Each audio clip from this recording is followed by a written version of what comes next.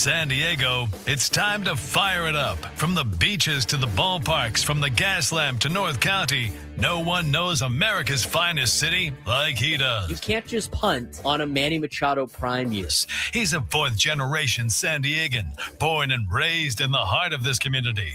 Passionate, opinionated, and always bringing you the real talk on your teams, your city, and everything in between. Braden totally knows his stuff. He's ready for the next step. That guy is good. Live and local, it's the Braden Surprenant Show. But I think Braden's one of the up-and-coming young stars in the media game in San Diego. Now, here's your host, Braden Surprenant. What's up, San Diego? And a happy Thursday to everybody out there in America's finest city. He's Frank Marchese. I'm Braden Surprenant. We are the Braden Surprenant Show, San Diego's number one sports station, 97.3. The Fan just fit up a great, epic Padres roundtable presented by Epic Wings. Down some Epic Wings right before the roundtable. That's always like a mad dash. It literally looks like a food eating contest right before we start. Try to knock down some Epic Wings at 8:45, 8:50. Try to get everything washed out, ready to go before you start talking on the roundtable commercial free for an hour. But we had a great time on the roundtable, talking a lot, obviously, about the Padres and the Dodgers, talking about the situation with Fernando Tatis Jr. not being able to swing the bat as well as he probably wants to, as much as fans want him to, and a lot to break down on today's show. It's very similar to what we talked about on the roundtable. How do you evaluate the Padres against the Dodgers of these last 3 days? And that's kind of where we're going to start the show. I mean, later on, we'll talk about the individual game yesterday, which I thought was kind of a clunker for the Padres. You know, we'll talk about whether or not they're asking too much of their pitching staff. Padres offense seems like it might be trending in the wrong direction, but at the same time, that Tony brought up a good point on the roundtable. We'll talk about that in the 11 o'clock hour. Lucas Giolito is working into his velocity. We'll talk about what that means in the 11 o'clock hour. At noon, how about the Padres maybe bringing back Josh Hader? Padres are interested in the relief pitching market. Dennis Lin had an article on that. That's interesting, considering the fact that Eno Saris on Ben and Woods this morning said, when talked about the bullpen, he said, they are on pace to be the best. I'm like, oh, yeah, like the best in the league? No, like the best ever. The best ever bullpen. Yet the Padres want to add to it. We'll talk about that in the noon hour. In the 1 o'clock hour, we have a couple of guests. We will have Bob Scanlan on to finish up the show. He's going to help us recap the Padres-Dodgers series. And then at 1 o'clock to start off the 1 o'clock hour, San Diego FC goalkeeper CJ Dos Santos will join the show. They're promoting a fun giveaway for San Diego FC. Coming up on Saturday night, the World's Game World Cup mini ball giveaway. We'll also be talking about CJ's call up to the Cape Verde World Cup team coming up next month. So that'll all be that's next month in the 1 o'clock hour. Yeah, it is. Well, today's May 21st. Next month, dude, that's like in a couple of weeks. Gets here so fast. 833-288-0973, 833-288-0973 if you want to join the show today. Let's talk about the Padres and the Dodgers one series in to this rivalry in 2026. I thought this was going to be a measuring stick series. I thought regardless of the results, this is the series that you take a step back and you go, all right, how far off are we from this LA Dodgers team that we're going to have to compete with for the division? How far off are we from this team that we have to compete with the National League? Regardless if you get swept, sweep, take 2 out of 3, lose 2 out of 3. This was a measuring stick series, and this is why I'm going to tell people today to not be like all in the dumps because the Padres lost 2 out of 3 to the Dodgers. Look, yesterday, I didn't think yesterday was that great of a game for the Padres. I didn't think they played that great of a game yesterday against the Padres or against the Dodgers. I don't think it was a game that you would really write home about. I don't think it's a game to be proud of. It was just, and I think it stings a little bit extra, obviously, for fans because it was against the Dodgers. And you had a great chance to take 2 out of 3 from LA this week. And the mistakes mounted for the Padres. And the Dodgers do exactly what they have always done, and that's take advantage of them. They take advantage of mistakes. The Padres, when the Dodgers made a mistake, answered with another mistake. Then that the Dodgers then took advantage of. So overall from the series, I look at this series as the Padres are close. The gap is smaller, but it's still a real gap between them and LA. And I don't even think LA played the best that they possibly could play over this 3-game stretch. Padres definitely did not. They entered this series with a chance to prove that they belong in the same tier as the Dodgers. And for stretches, they absolutely look capable of doing that. So do a lot of teams in the National League. Monday, they won a tight game. Tuesday, lost a 1-run game after a costly error by Mason Miller. Wednesday, had opportunities early but never delivered the knockout hit. I think the final game exposed the current difference between the two teams. The Dodgers take advantage of mistakes, which the Padres did at the beginning of the season. But in big games, the Dodgers take advantage of mistakes and their superstars dictate the game. The Padres superstars, well, most of this year, they have really been non-existent.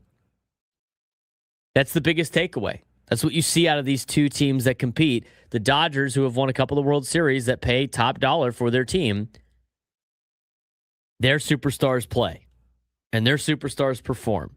The Padres superstars did not do that. The role players were great. I thought Miguel Andujar was great this week.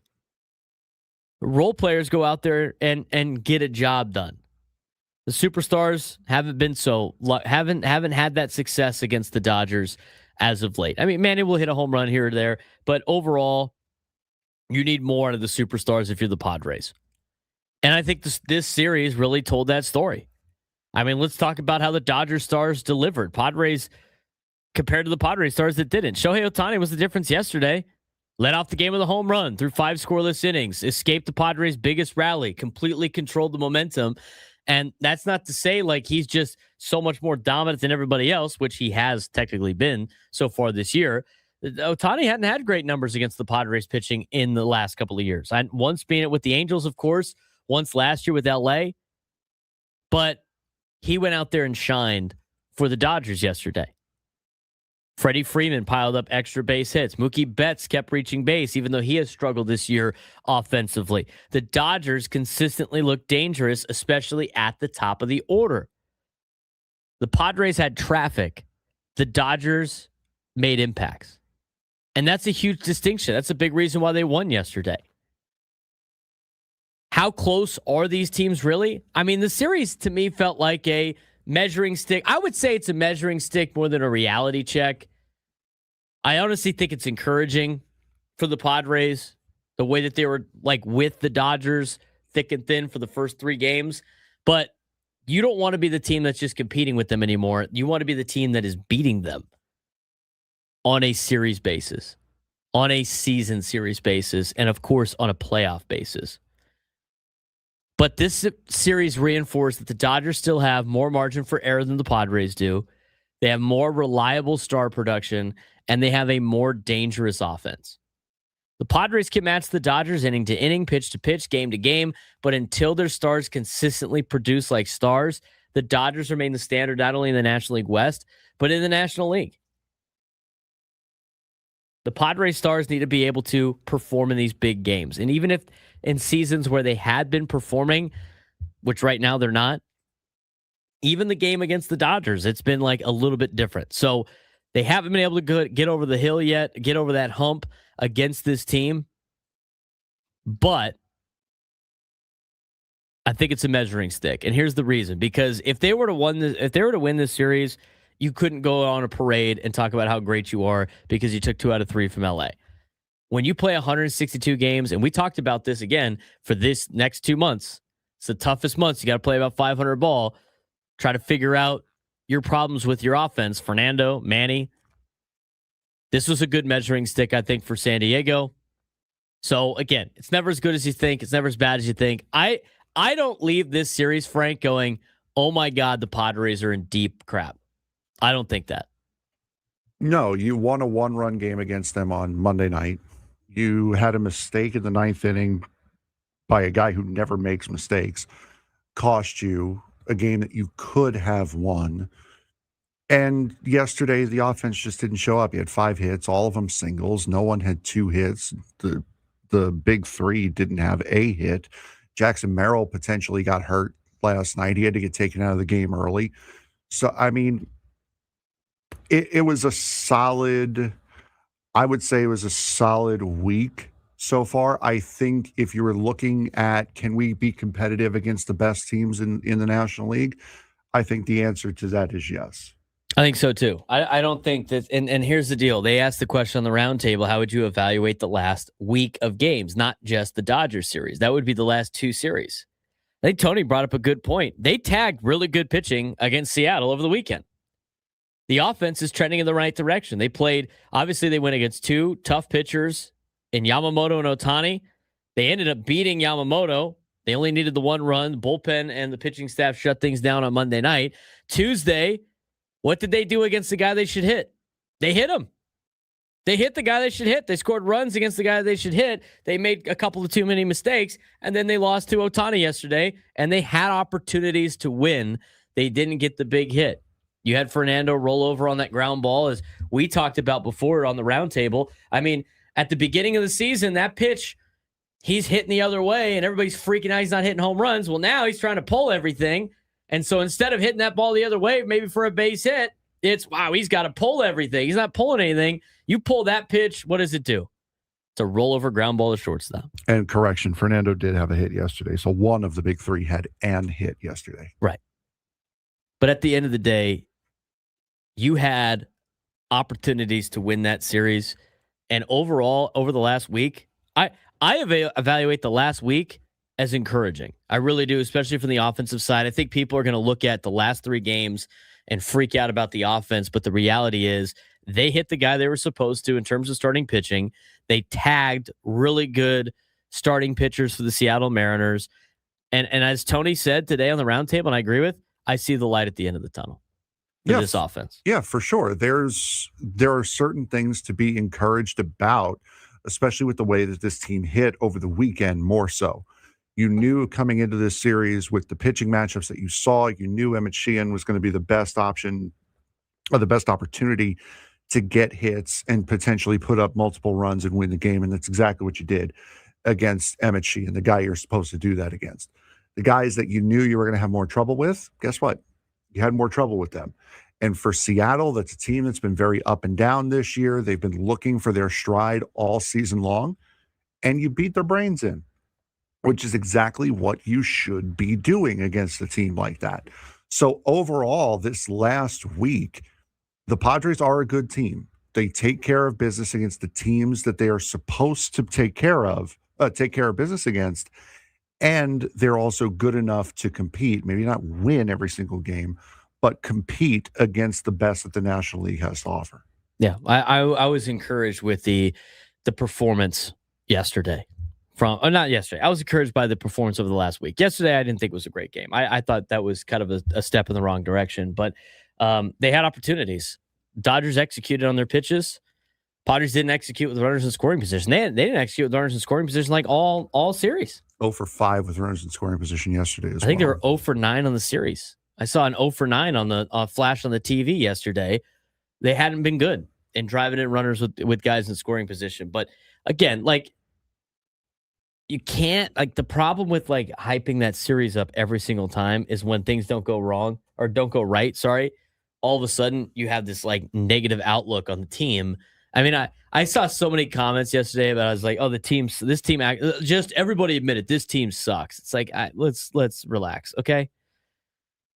We're going to talk about Fernando in just a little bit, but to kind of ease into that conversation before we talk about last night's game, I mean, they asked it on the roundtable, and honestly, like, nobody wants to hear this, but it's the fact of the matter. There's really nothing you can do at this point with Fernando. You're not going to do the extreme things of DFAing or cutting him. You're not sending him down to AAA. You can't do that anyway. I mean, what are you going to do? Sit him for a couple of days? What is that going to do? Aside from like a mental reset for like one day off, he needs to be able to hit his way out of all his problems. And you can't do that unless you do what? Play. Unless you play. And he's got a mental reset day off today, too, as they wait for Los Clemente to come down from Anaheim. So you have your mental reset day here. Here's your day off. Congratulations. He has to play. The other thing, too, is everybody's like, well, maybe you move him down or something. What does it matter? At that point, what does it matter? He's got to play, he needs reps. I didn't mind moving him back to the leadoff spot. He's got to find his way through this on his own. And he's got a lot of people talking to him right now, almost guaranteed. He's probably trying to get more. He's probably asking everybody on the planet for advice. He has to do this on his own. And I think this is the biggest, and we're going to talk about this later. This is the biggest slump of his career by far. I mean, this is the worst offensive stretch of his career. I don't think it's something more serious. I think what we talked about on the roundtable today is really true when it comes to Fernando. It's a lot of mechanical stuff. And that's why, everybody likes to crush the hard hit rate. The reason why that's a stat is to show that he's not aging. That's the whole point of this conversation. It's not like, oh, we're satisfied he's hitting into double plays. Nobody's saying that. But what we're saying is it's not because he has just not, he's lost all of his power and he's lost all of his ability. That's not the case. That's not the case. If you want to join the show today, 833-288-0973, 833-288-0973. I think this series was the series of missed opportunities, Frank. I really do. Yeah, and you were right. It was 0 for 9 with runners in scoring position over the course of the series. So, again, game 1, you played them tight, played them close, came out with a 1-run win. Game 2, made a late mistake after giving up the lead, made a late mistake, didn't have time to come back from it, split the series. And then last night, it was just a bad night. Offense didn't show up. Randy Vásquez didn't have his best stuff, clearly, and you ran into Shohei Ohtani. Right. Doing Shohei Ohtani things. So, and the score was respectable. 4-0 is respectable against the Dodgers. Of course, you'd like it to be closer, and of course, you want to win. You didn't throw any of your big arms out of the bullpen yesterday either, and right. they did a fair job, if you will. I mean, when Wandy gave up a run and Marinaccio gave up the run late. Yeah, but you kept it close.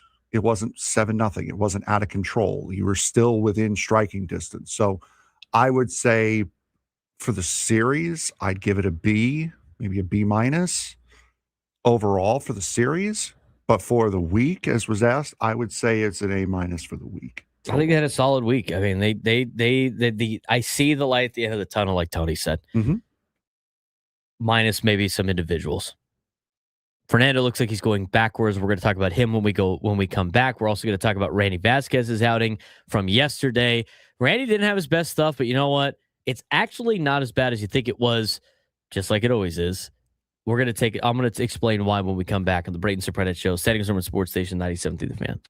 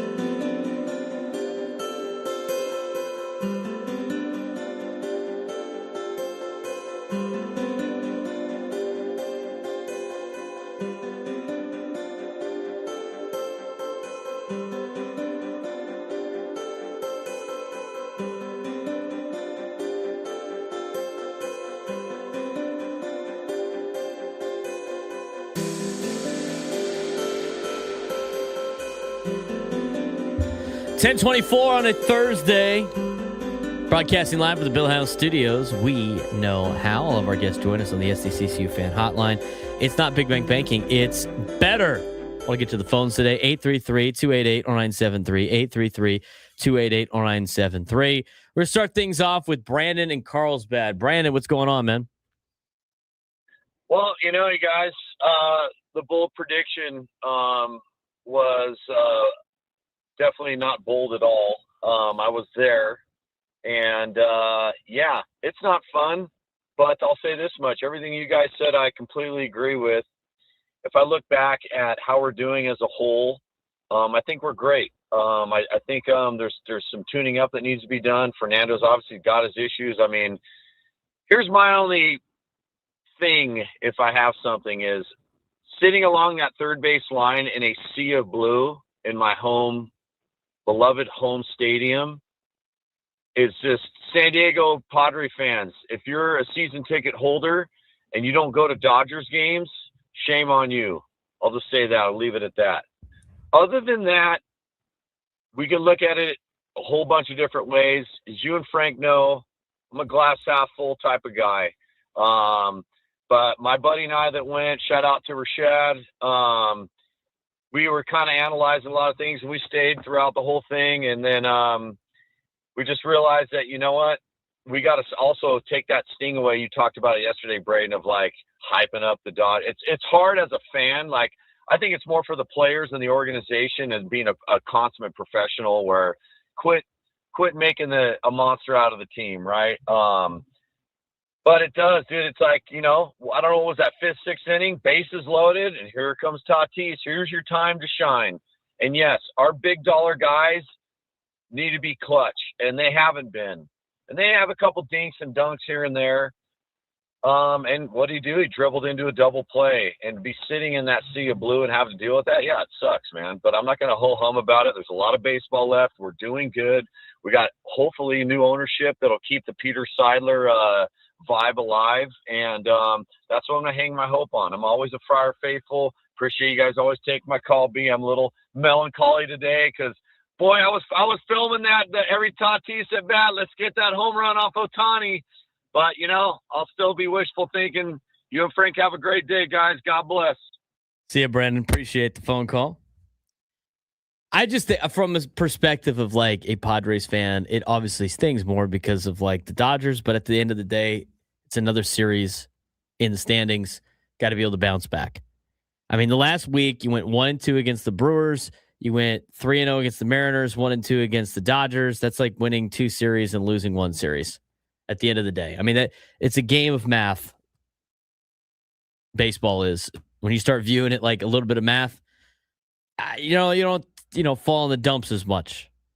I think the Padres are in a good spot. I think they need to play a lot better if they want to beat teams like LA. I think they're close though, but they got to be able to. Their stars need to be able to shine, and they haven't been able to do that. So, day off today. Hopefully, they're going to flush it. Get ready for the A's. A's are a little. They're going to be tough. They're a scrappy team. They have a lot of bad things happen to them, but they got a lot of young guys that make plays, and it's a scary team to deal with. So Padres got 3 games against them coming up this weekend. Got to be able to take 2 out of 3. 833-288-973. 833-288-973. Let's get out to Joe and Ramona. Joe, what's going on, man? Hey guys, how you doing? Hey, what you think about something? I don't know who the batting coach is for the Padres. I do know there is a batting coach that was with Texas. He won, 1 or 2 rings with them, left there. He was with this other club right now that has the best record in baseball called the Atlanta Braves. And look at what they're done. And I tell you what you do, his name is Tim Hires. If you go online and watch a YouTube video about him, it's unbelievable. And I don't know. I'm just trying to figure out what's going on. I think we need somebody like that can get in there with Toddy and all these guys that are struggling right now with their batting and figure out what's going on. What would you guys think? Well, I mean, the hitting coach thing, Joe, and here's what I'm going to say because I heard it on Ben and Woods earlier. Let me ask you that: if you had to guess, Frank, what the average tenure time is for a batting coach for a Major League Baseball team, how many years do you think that would be? 2 to 3 years. It's 1.5 years. Hitting coaches usually last 1.5 years on their team because they're the easiest ones to fire. Well, that and the fact that if they do well, they get promoted and they move around, and it's like I just the hitting coach thing is just so. And I get it. I mean, right now, and I appreciate the phone call, Joe. The thing is, you start running out of you start running out of ideas to try to fix this thing. Yeah, and because let me ask you this: has Craig Stammen done anything to get fired? No, absolutely not. So the next step is, let's say Steven Souza Jr. does get fired. Padre fans get their wish. Steven Souza Jr. is now fired. In a month's time, the next hitting coach comes in and doesn't change anything. The next person you're calling for his head is Craig Stammen. And that sounds absolutely ridiculous. You're not going to give a guy 1 month. You're gonna fire the next guy. And the next guy in this case is Craig Stammen. It goes up from there. He's done nothing to get himself fired. And again, you saw what happened over the course of the weekend. What happens when Steven Souza Jr. does step back in and say, listen, we got to figure this out. We got to get back to our game plan. We got to get back to doing what we're doing. No one's complaining about the Padre offense over the weekend. So that it's such an easy thing to do is fire the hitting coach, but you also have to realize that firing the hitting coach is also the first step towards firing the manager, because you can't fire the players. And Craig Stammen has done absolutely nothing worthy of getting fired for. Nothing. I don't think really anybody in the staff has. I think it comes down to the players who got to go out there and perform, and they've flat out said it themselves as well. 833-288-0973, 833-288-0973. Let's get out to Susie in Kensington. Susie, what's going on? Hey, Braden. Hi, Frank. How are you guys? Doing well. Couple things that I wanted to say. First of all, that Elvis was saying it right. A little less conversation, a little more action. I mean, it's just, we talk about this. Oh, they're going to come out of it. They're going to come out of it. Tatis is going to get better. Machado, Cronenworth, all of them. But the thing that I find, over the years as a Padres fan, they don't have mental toughness when it comes to rising in big occasions. And I was at least encouraged, on the game 2 days ago, but yesterday it was like a nightmare. It was the same thing as the Cubs last year when we got there. It was the same thing as the last two games when we had the Dodgers on the ropes. It's like the mental toughness doesn't come through. And, no matter what you say about how much the Dodgers have as far as money, they come through. They come through. The guys come through. And, the Mets have a bunch of money. They're not coming through. But it's just like every big game, they don't come through. And, yes, Sheets is coming through, Campusano, Castellanos. But good Lord, I'm so tired of waiting for Fernando to be Fernando. It's like they need not a hitting coach, they need a mental coach. All these people have incredible abilities, but it's getting it out of them. And you can have the best record going, but if you get to the big games in the playoffs and you pull the same kind of mental crap, it doesn't matter. And I don't see that changing. And that's what frustrates me more than anything. This team has the ability, but for God's sakes, do something. Like Manny, this is a joke. And I'm frustrated. I love the team, but whatever the heck is going on with Tatis, get over it. Have somebody work with him on envisioning success or something, because he has the ability physically. So that's all I have to say. I'm not giving up on them. I just get tired of the same thing. Yeah, I think a lot of people, Susie, get tired of especially what it looks like against LA a lot of the times. I think that's a frustrating thing. I think that's separate from the team being 29-20 is you want to see the team go out there and beat up on LA, which they haven't been able to really do. And if they go out there and show the performance that they did last night or in some of the games, and you see the mistakes, and this happens in other games, but the fact that it's against the Dodgers magnifies it. And we have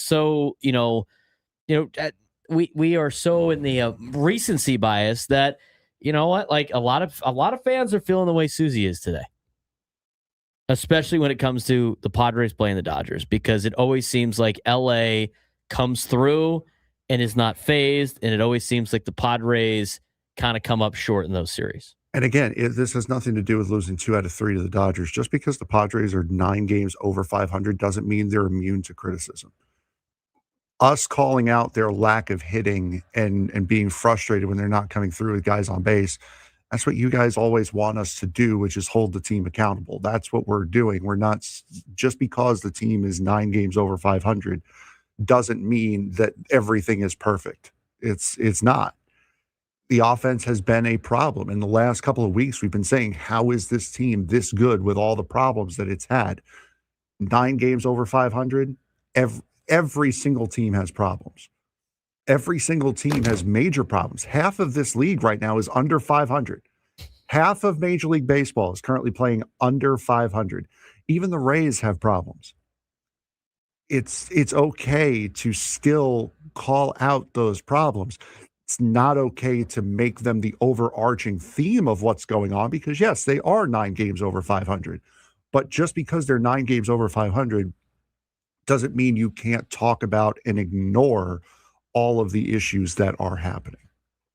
I think Susie brings up some good points on the way that they play LA a handful of times. I think that was very prominent last night, and I thought it was prominent in the second half of Game 2, where it just seemed like the Dodgers they were able to rise to the occasion, and the Padres, unfortunately, were not able to. And those are things that you cannot physically do against LA, nor other good teams, and expect to win. We got to take a break. When we come back, we'll get more of your phone calls. Tommy in San Diego, please wait on hold. Kevin in Chula Vista will get you when we come back. Braden Surprenant Show off and running. San Diego's number one sports station, 97 through the Fan.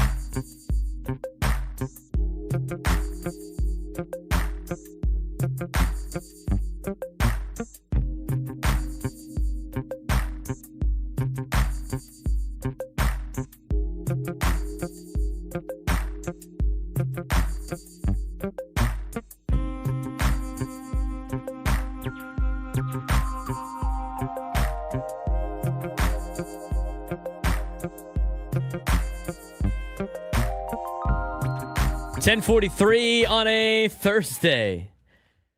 I know they're two drastically different players, but I can't, like, this whole week,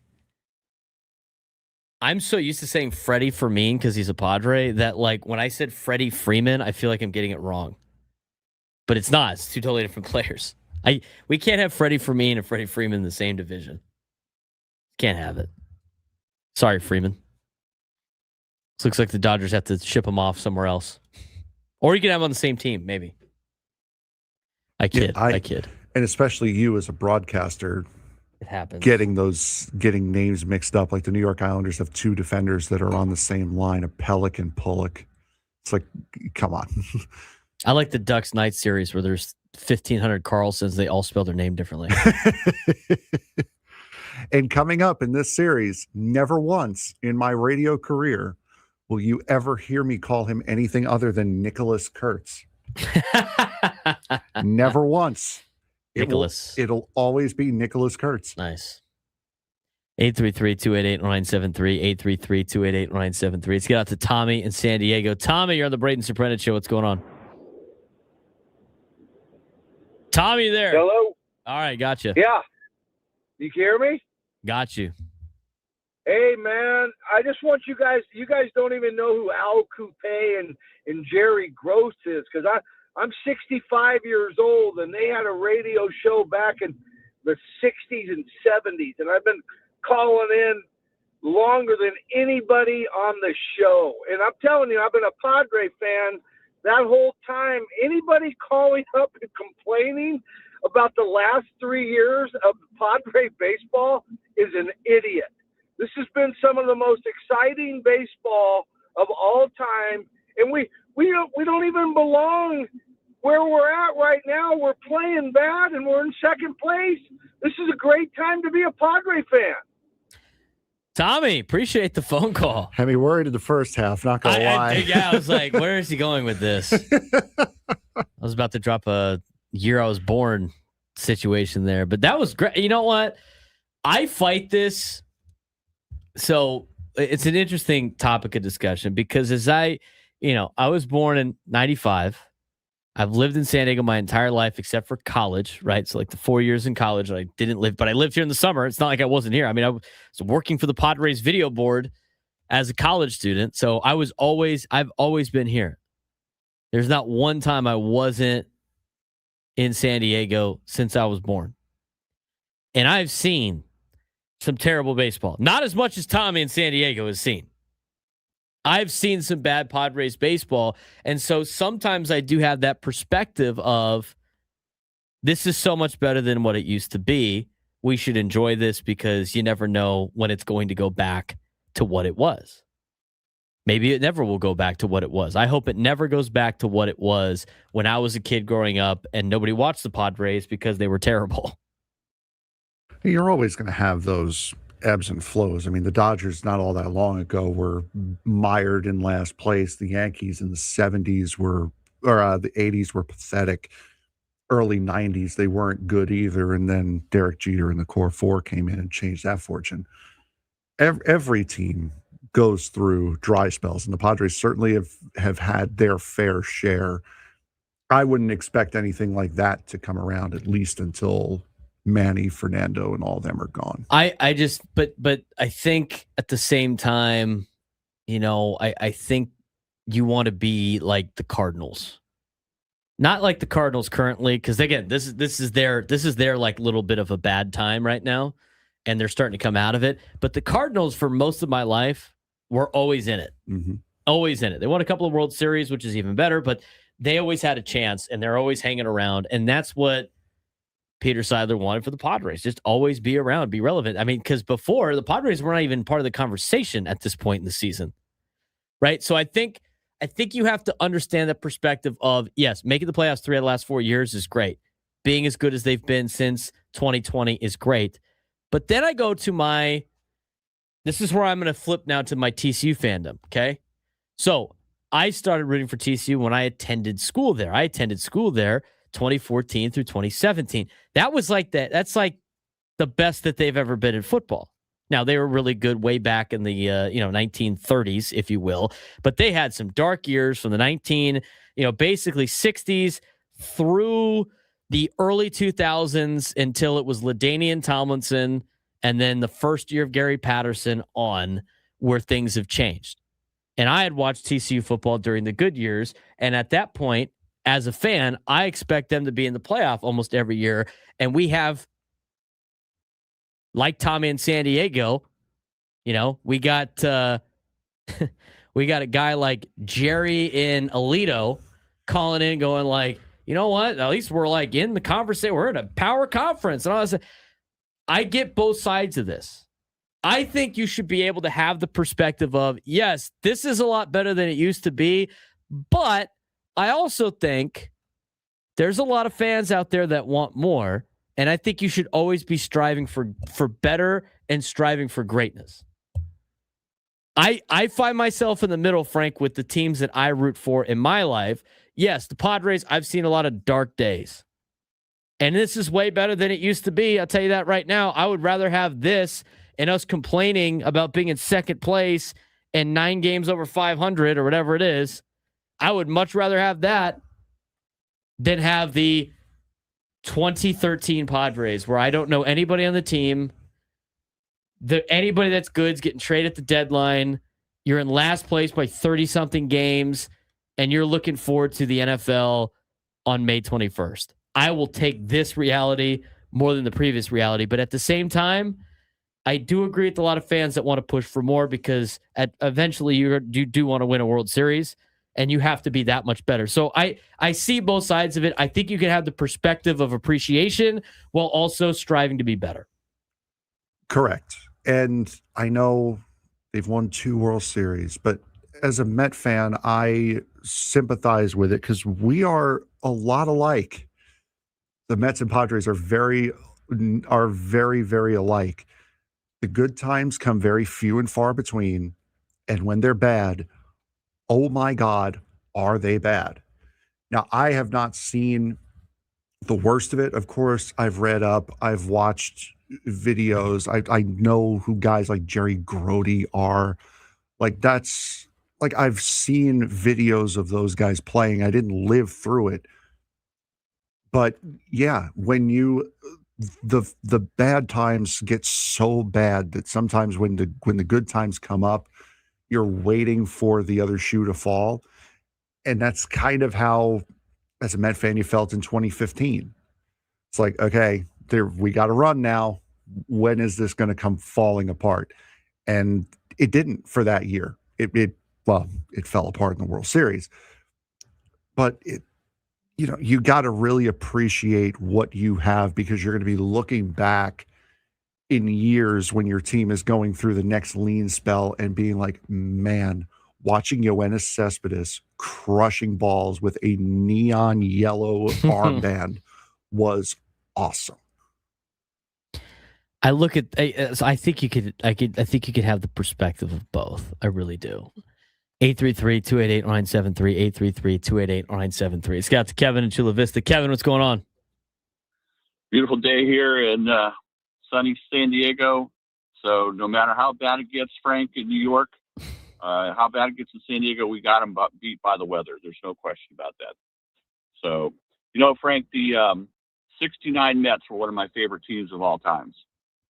Tom Seaver, Ed Kranepool, and you go right down that order. That was one tough group of guys. And even though I was a Red Sox fan at the time growing up and a Padres fan, talk about confusing loyalties, that Mets team of 69 still, in my mind, is one of the ones to behold, considering where that franchise came from. All of a sudden, the amazing Mets in 69. So you can hold your head up high on that one, Frank. Don't worry about it. Getting back to the Padres, I've strike this thing down the middle. I'm not so much concerned about a one-off series with the Dodgers as I am some of the problems that continue to plague the Padres once again got exposed. We know what that is. The problem with the offense, guys, really started last year. And they were miserable last year, and they continue to be miserable overall this year, all things considered. I know they're winning games, but let's not forget when it got down to the crunch time last year, and this is what Manny was talking about last night, or maybe 2 nights ago on his post game, talking about, I'll be there and, we'll all be there when it counts at the end. Well, they weren't. And so, I don't know what the answer is. You got some aging guys here. Manny's one of them. I think there's more to the Fernando story as it relates to the health of that shoulder long-term and the wrist. Those were major surgeries, and I would love to sit down with an orthopedic specialist that can talk about that, because I really believe that there may be some long-term irreparable debility that comes along with that. I would say this on Fernando. If I was his employer, one of the things mentally we talk about is just being in a hole. He's in a hole, and every day he comes to that park, he has to look at that hole. And he's trying desperately to figure out a way to dig out of it. You almost need a vacation at this time.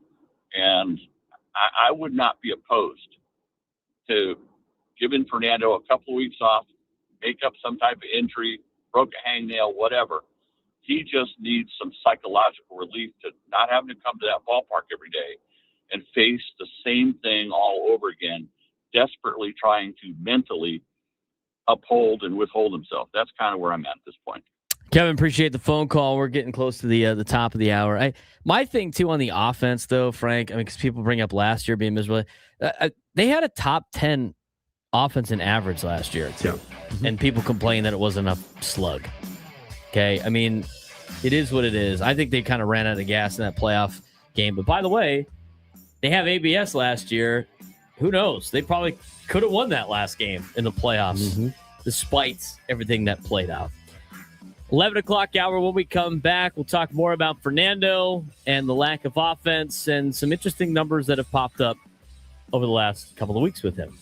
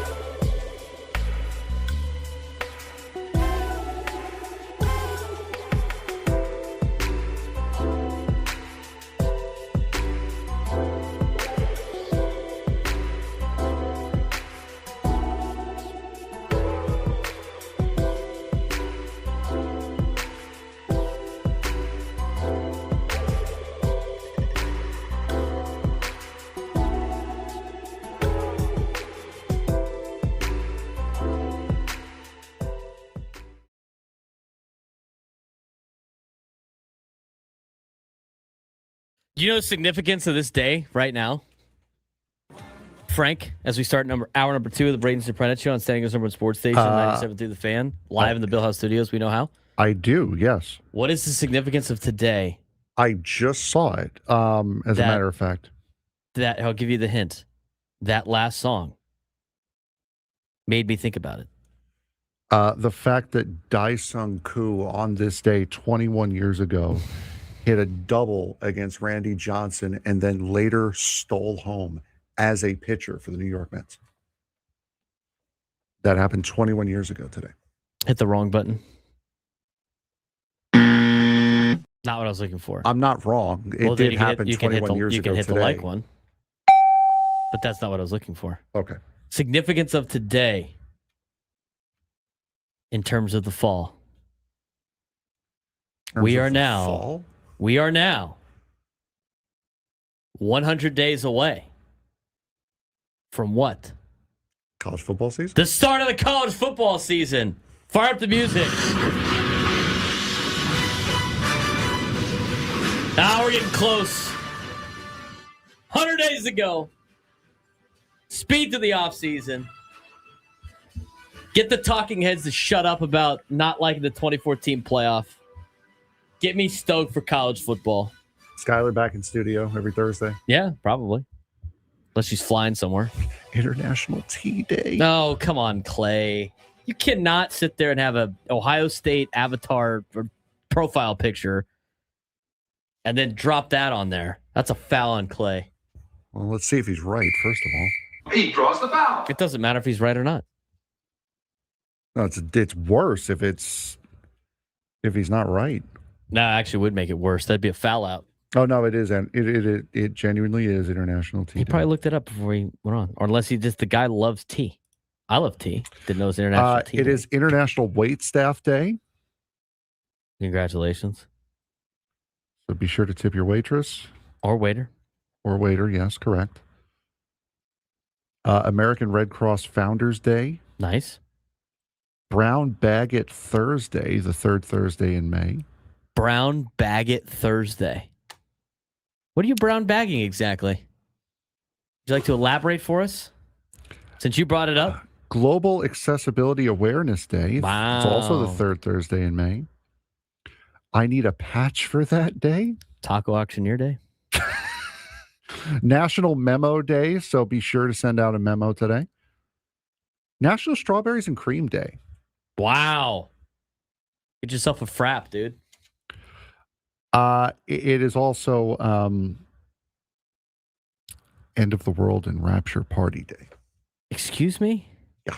Isn't that every day for most miserable people? What occult is doing that one? I don't know. Oh, God.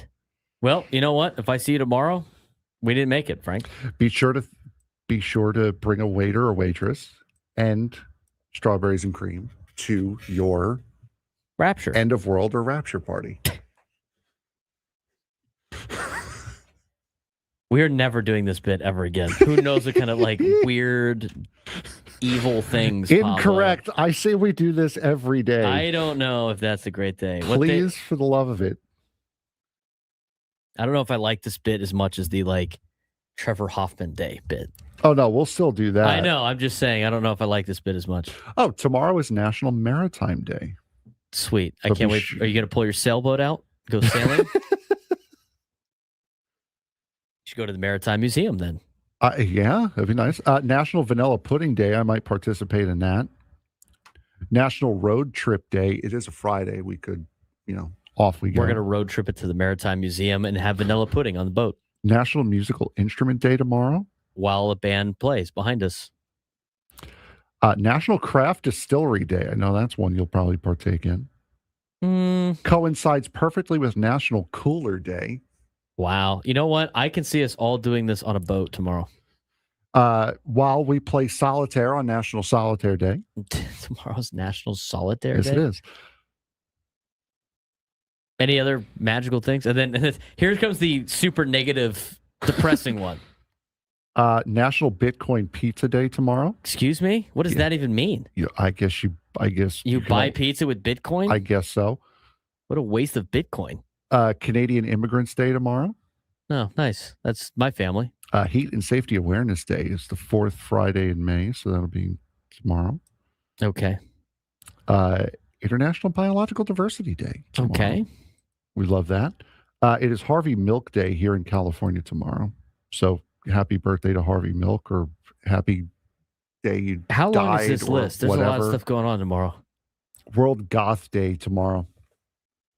Okay. I think we're in now. I think we've bought into the bit now. No, I've not bought into this bit. Apparently, tomorrow is the anniversary of the day that the guy used 10,000 Bitcoin to buy a pizza in New York. You know what? He probably should have kept that 10,000 Bitcoin. It's also Sherlock Holmes Day tomorrow, too. Yeah. So we're going to go to the Maritime Museum tomorrow with a cooler full of craft beer and pudding. And we're going to sit on the boat. Vanilla pudding. Vanilla pudding. We're going to sit on the boat at the Maritime Museum as we take our road trip down there to do our show.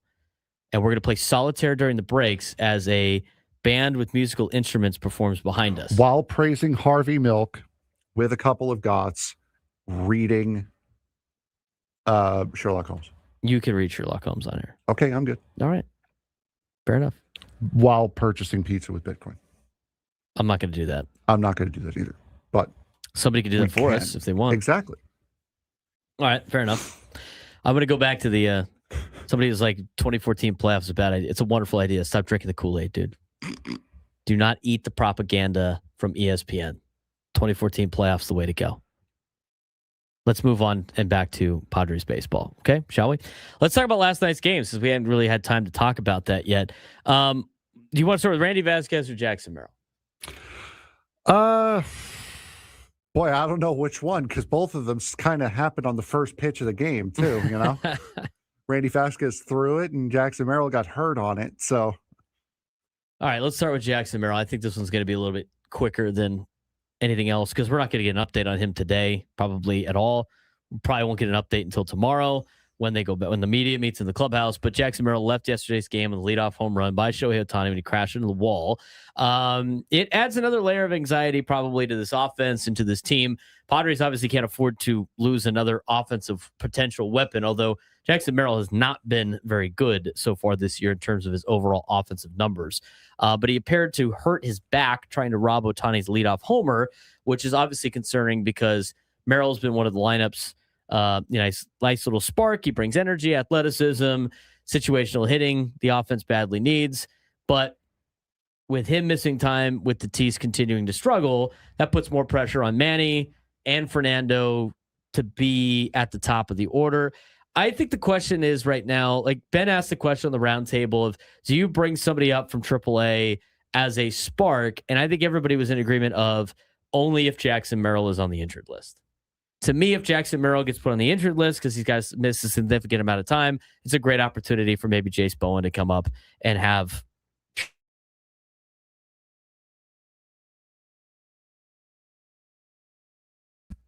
I don't think there's reason for a move in particular, but we're not going to know more until tomorrow. The only person I can think of for a spark would be Jace Bowen, and you're going to need to purchase his contract because I don't think he's on the 40. I don't think he's on the 40 either. Which means I can look for it real quick. Which means you're also going to have to make a roster move. You're going to have to DFA somebody because if you're on a 15-day IL, that doesn't free up a 40-man spot. Or you put somebody that's on a 15-day IL on the 60, which you could theoretically do. Guess who's still on the 15-day IL? Nick Pivetta. Oh, yeah. So you could theoretically put him on 60 if you wanted to, and then you could purchase the contract of Jace Bowen. If he's the only person, he's the only person I can remotely think of doing that. That is if Jackson Merrill's hurt. Yeah. And it has to miss time and be put on the injured list, which, by the way, unless it's like severe already and they already know it, then he'll get put at least on the injured list tomorrow. If not, it usually takes him a couple of days to really figure out if they want to do that or not. And there's also no rush to do it because you're off today. So there's no rush. You're not traveling. You're home. He has time to rest and relax and really feel out what the deal is. So I don't see them making any decision today at all on that. I mean, it would be like a Jace Bowen or a Samad Taylor, I guess. Neither of them are on the 40-man roster. So again, it would still have to be the exact same thing we talked about. I would only do it. I also would only make a move like this if Merrill's hurt. I don't think either of those guys is going to be the spark the team needs offensively. A lot of the numbers obviously are a little skewed, but Jace Bowen in AAA, 11 home runs on the year. Great. 29 RBIs. Great. 4 triples, 9 doubles. He's hitting .299 with a 989 OPS. He has the second highest OPS. Highest OPS on the team in terms of at-bats. Victor Duarte has gotten off to a good start for the El Paso Chihuahuas since he has been added as a catcher after they pulled up Rodolfo Duran to the big league club. But that being said, he's got the team leading 48 strikeouts, Jace Bowen does. And if he's striking out that amount down in AAA, who knows what he would do up here in the major leagues. I think it's slightly different. If one of these guys was like a young if one of these players was a year older, maybe 2 years older, Ethan Salas, and he was raking like Jace Bowen was, then yes, I think you could bring him up for a spark if you wanted to. But the fact that you don't have any of those guys in AAA, this would be a we're doing this because we need to situation. Yeah, and again, it's very much like the Mets situation here recently, bringing up AJ Ewing for a spark. I mean, people are hurt, but you also bring up a guy like him for a spark. You don't really have guys in the minor leagues who are just waiting for a spot. Looking through, Ethan Salas in Double-A right now. Jorge Quintana's in High A. Ty Harvey's in High A. Ryan Weidman's in High A. Cale Fountain's in High A. Or is in A-ball. Sorry, not even High A. They're in Low A. Braden Carpathios is in Double-A. Does he spell his name correctly? Take a guess. No. Exactly. Braedos. Those are your position players in the top 10. And there's two that are playing above Lake Elsinore. That's not the kind of kid you're bringing up right away for a spark. No, I don't think there's anybody on this list. I think it's only injury necessary moves at this point. So that would be the Jace Bowen situation. And he looked really good in spring training. He's looked good right now in El Paso. Strikeout numbers are incredibly high. You don't really, you'd obviously have to work on that. But to me, the next guy that's coming up for a position player that gets banged up, regardless if it's an infielder or an outfielder, is Jace Bowen. And he's number 23. He's the only position player that you have on the top 30 prospects, according to the Padres website on MLB.com, that is in AAA. The only other prospect that's in the top 30 that's in AAA is Garrett Hawkins. He's the only other one.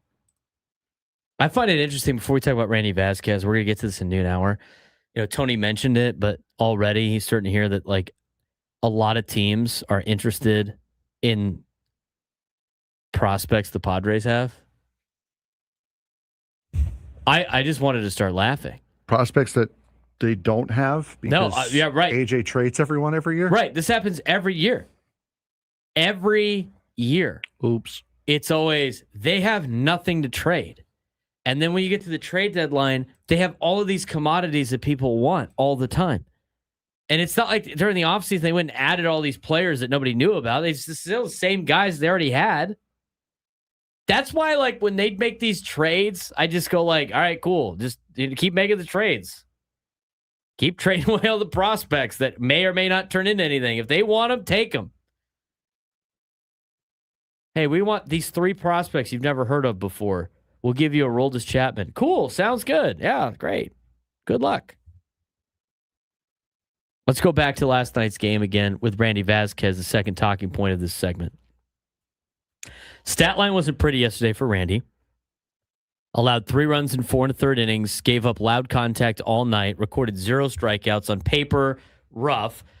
But there's an important nuance that AJ Cassavell put in his reaction or takeaways from the game yesterday and through the series. And he prevented the game from being a blowout. He stranded key situations, kept the Padres technically within reach, which has become part of Vásquez's value. Even without dominant stuff, he often limits damage enough to give the Padres a chance. And the problem yesterday was the offense gave him nothing. So I think you could say it wasn't the best outing for Randy Vásquez, on top of the fact that you can also say the guy competed and kept you in the game yesterday, Frank. You'll take that. And if the Padres scored any type of runs, we're sitting here talking about another potential 1-run game that the Padres may have lost, or maybe they were able to overcome. And you never know what would have happened if they were able to, maybe tie the game later on in the game. Randy Vásquez on paper, not great. Randy Vásquez in terms of a gritty performance, you know what? He keeps giving you what you expect, and that is good outings in which he saves bullpens. And at the worst, which was yesterday when he didn't go deep into the game, he didn't let that thing spiral out of control, and he kept you in it. No, he was fighting yesterday for sure. He was definitely battling. You could tell when he came off the mound in the 5th inning, he was not happy with his performance at all. Only threw 74 pitches yesterday, so a little bit lower, even for what he normally produces. He's usually a guy who gets taken out in around the mid-80s. He got taken out a little bit earlier than that. But yeah, you could tell that he was not entertained by what he was able to do yesterday for the Padres, and he certainly did not have. It was probably one of his worst outings this year for sure. And it still was good enough for you to win. To at least have a chance, yeah. He can't control how many runs you score. He limited the damage as much as possible. I'm not going to chalk that up as a great outing, but I'm going to chalk it up as that guy's giving you everything he's got every single time, even when he doesn't have good stuff. 833-288-0973, 833-288-0973, which leads to this next question. Are the Padres asking too much of their pitching staff? They might, because of the fact they're looking for more pitching, and it's not where you think. We'll talk about that later on the Braden Surprenant Show. San Diego Summer Sports Station 97 through the Fan.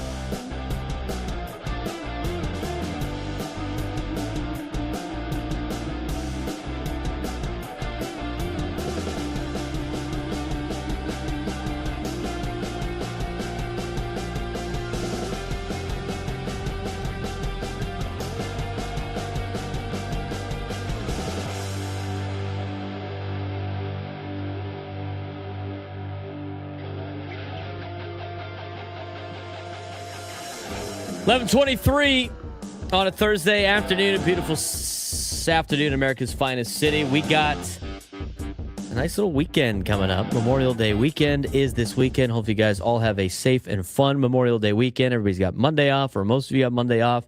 Everybody that is working on Monday, we appreciate you.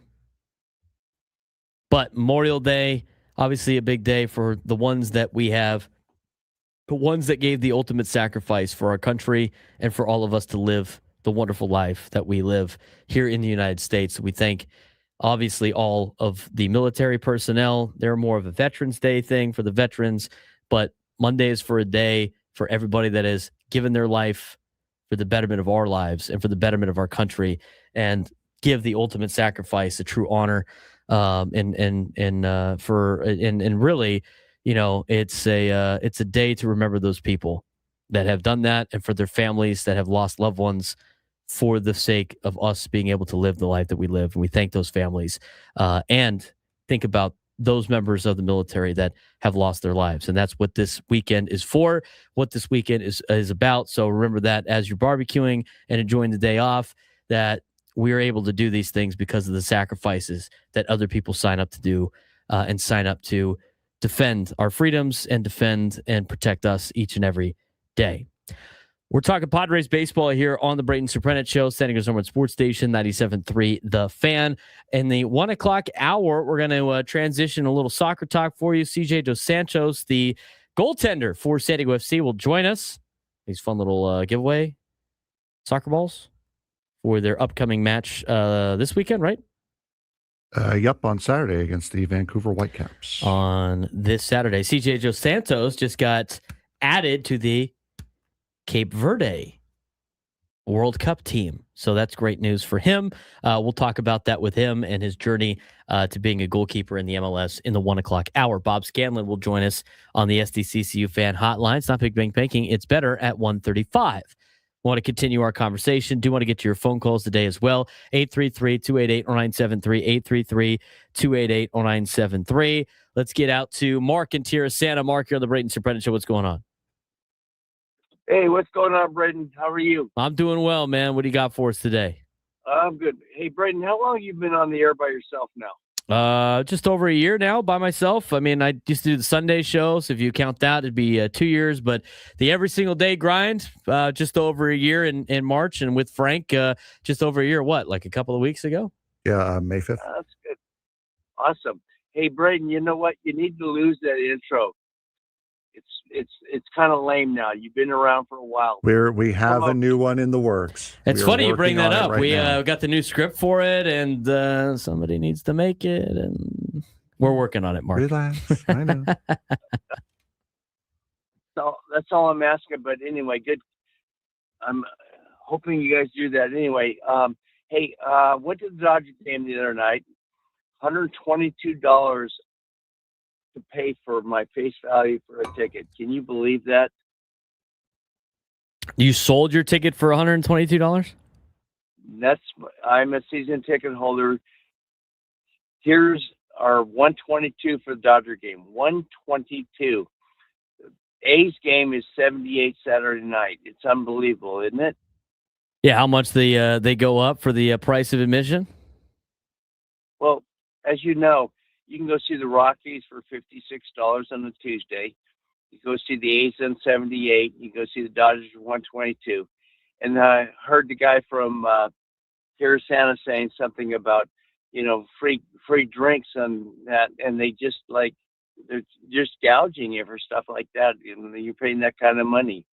But anyway, just wanted to throw that out there. I appreciate the phone call, Mark. I mean, the reality is stuff is priced for what people are willing to pay. And you know what? People are willing to pay more money for games against bigger teams and games against the Rockies and stuff. It all fluctuates. I mean, that's what all the prices are around Major League Baseball. I don't mind paying a little bit more to get some better players on the team sometimes. It's certainly one way to interpret that phone call. Yeah, I mean, he said he sold. Did he say he was buying? Well, I know they like the prices when you buy season tickets, like some games are like less, like when you get the package, they show like they're less and you're paying more for like the bigger games. Yeah. I think that's for the value for when you do your trades and stuff like that. Maybe that's what he's talking about. Did he say he sold his tickets? Or he just said that's what they were paying for? I was a little confused on what he was talking about. But that's, I mean, I've always, it's for the years that I went to games, it always depended on who's in town. It was the same, not just for the ticket to get in, but for parking too. Yeah. Parking prices. It all depends on who's in town. Like if you're playing the Marlins, who are 20 games under 500, then it was basically free to walk in there. How about this too? This was like, oh my God, what year was this? I mean, this had to be, I'll tell you what year it was because I remember the exact game I went to. Way back when. I'm going to look it up right now because I was at this game and it was wild that I was at this game when it happened. So this is back in 2010. That was 16 years ago. Back in 2010, it was around Memorial Day weekend. It was this weekend in 2010, May 29th. I am up in Anaheim because at that time, like, my sister was doing dance competitions and stuff like that. Okay. She did dance as a kid, played softballs, other stuff. And around Memorial Day weekend, they had this dance competition called Showstoppers, and it was at Disneyland. And so, like, going to dance competitions to support your sister when you're a kid is not necessarily what you want to do on the weekends. But when you're a kid and it's at Disneyland, you're like, oh, cool, yeah, I'll do this one.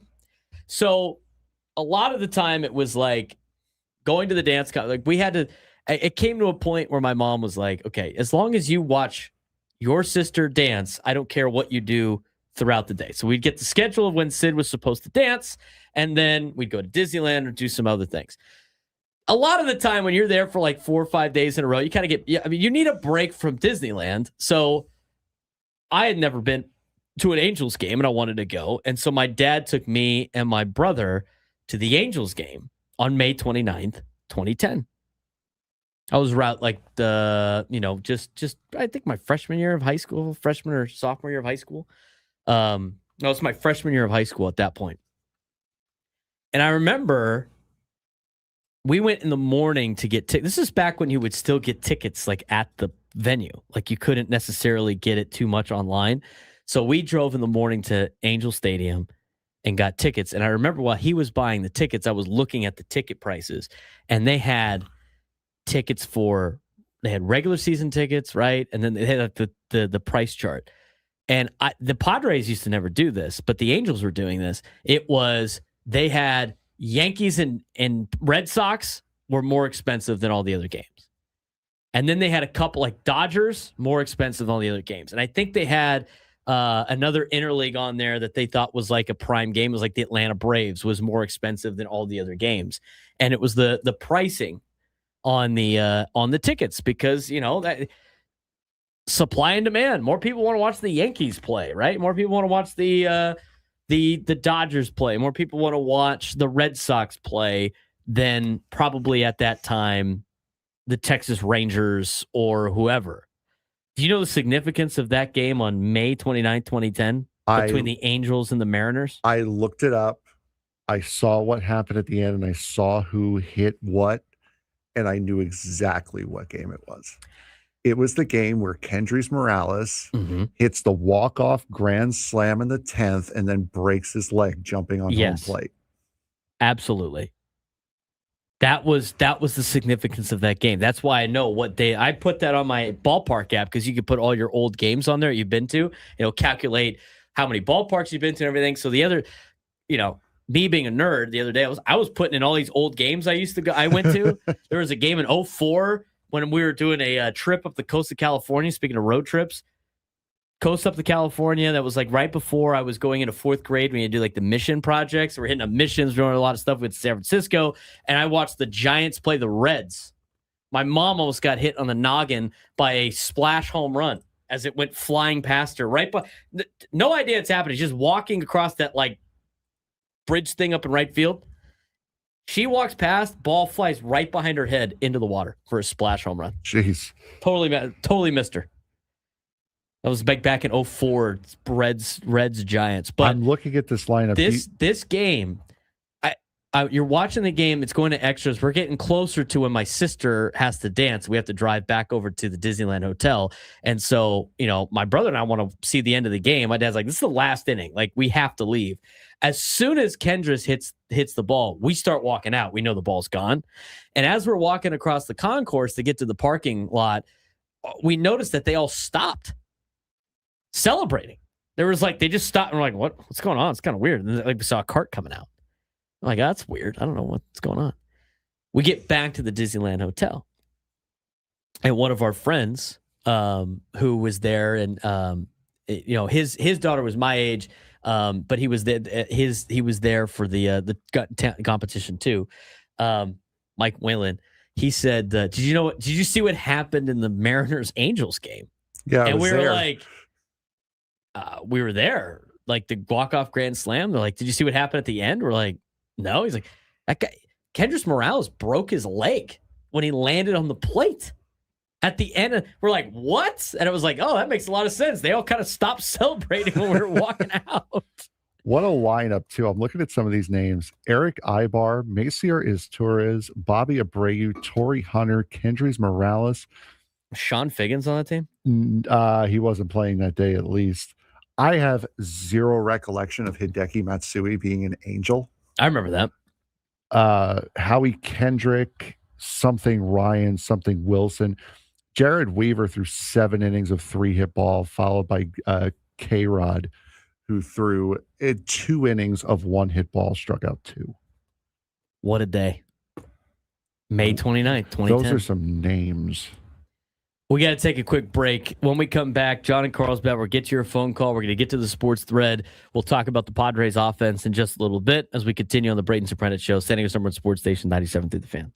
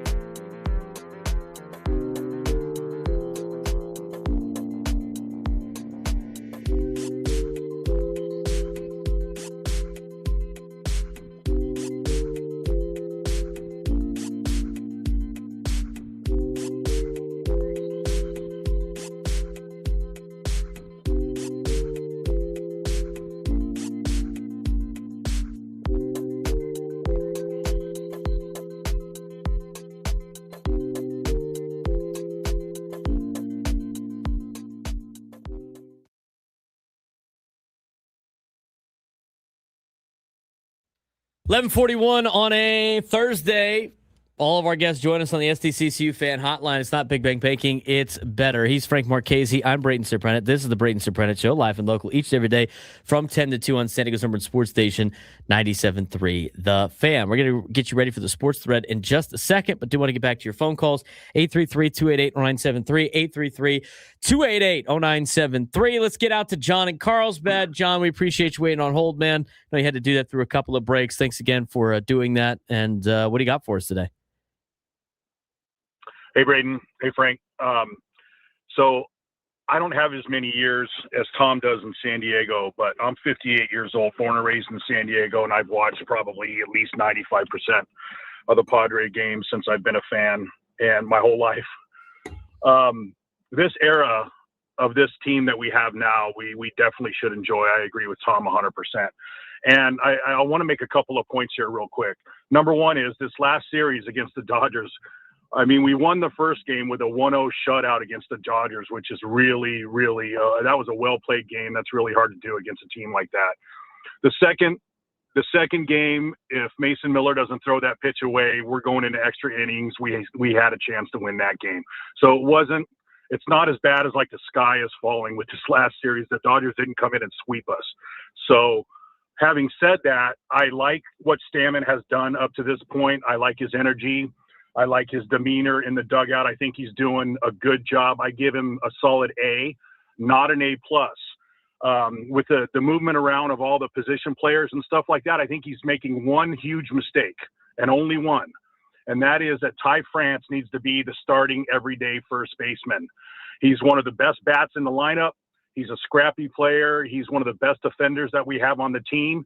And I don't think that Gavin Sheets, even though he has the hot bat right now, and I love Gavin, and he's come through. I mean, with these walk-offs, it's actually unbelievable. I can't even believe it myself. But he needs to be a DH, and Gavin should not be starting in lieu of Ty France at first base. I think Stammen is making a huge mistake by not starting Ty France every single day at first. I mean, take last night, for example, when the bases were loaded and Fernando came up. What if Ty France would have came up in that situation and hit a home run or grand slam or hit a double into the gap and we tie the game? That changes the game big time, you know? And so, you know, those are the points I wanted to make. Overall, I'm really, really happy with where the Padres are at. Yeah, I appreciate the phone call, John. I'm happy where the Padres are at as well. You know, I just think right now with Andujar, Sheets, and France, I don't think as much as you want to get those guys in the lineup, I don't know if you can make one of them an everyday starter over the others at this point. You know, I think Ty France I think he deserves a lot of playing time, obviously. But I still like the way that they're mixing things up a little bit with the roster. And the thing is, if he becomes the everyday first baseman, then, you know, that means Andujar and Sheets have to basically trade off at DH and then maybe put someone, and then, you know, one of those guys is going to have to play in the outfield. I don't see Andujar getting a lot of reps in terms of like playing in the field too much. And with that situation, that's a lot more Fernando playing second base, right? Like you need Sheets in the lineup right now. And I would say you need him in the lineup more than you need Ty France as an everyday first baseman. But you know what? We'll see how the season plays out. Maybe down the road, that is what you're going to get with a guy like Ty France. That's kind of my takeaway on it. I mean, if you're going to have Ty France play every day at first base, Frank, I think that means you got Fernando playing second base almost every day because you got to get those other bats in the lineup. Yeah. No, I don't. You need to play both, especially Gavin Sheets' bat has been so good. France playing at first base, it's really the only other place you can play him. Andujar has been really good. You got to find a place to put him.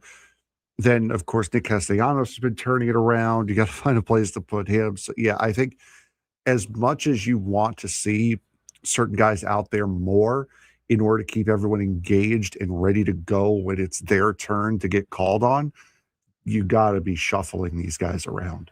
I think so too. I think in a perfect world, it would be nice to have like your designated starters. I think that's what makes this team really good. But, you know, maybe John's got a point in maybe playing a little bit more Ty France at first base. We'll see over the next couple of weeks or so. Let's get out to PJ in San Diego. PJ, what's going on? Hi, I got kind of something that probably ought to be off the air before I get to say anything on it. Can we do that? Yeah, that's fine. We'll put you on hold, PJ. Appreciate it. All right, let's get to the sports thread while we have a chance. You know that group chat? The one that's always blowing up with the biggest sports takes, debates, and breaking news? You got barbecue back there, and you didn't invite me? Yeah, we've got that too. Welcome to the Sports Thread, where we break down the top 5 stories in sports, just like you would with your crew. Oh, no! Disaster! What a bad idea! No filters, no silence, just real talk. All right, Frank, what we got going on today? We have an honorable mention that just came down, as a matter of fact. Petco Park, as the Padres just announced 20 minutes ago.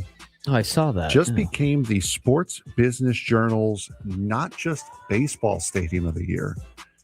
They are the Sports Business Journal's sports facility of the year. Sports Business Journal saying Petco Park to a franchise record 3.4 million fans with 72 sellouts, Padre games, and a packed calendar of major events, while renovations and new spaces drove record merch sales and premium group experiences. So congratulations to the Padres on that. Congratulations to San Diego, too. Exactly right. Is that surprising to anybody? Oh, it might be surprising since we're not a sports town, right? We don't support our sports teams. That's why they leave, because we don't support them. Right. Right. Exactly. Yep. Is that how it works? Yep. 100%. Yeah. Number 1. More San Diego sports news. I love it. Coming out here. We love this. Yesterday, in a couple of tweets, we're going to read the tweets directly here from Brett Murphy. The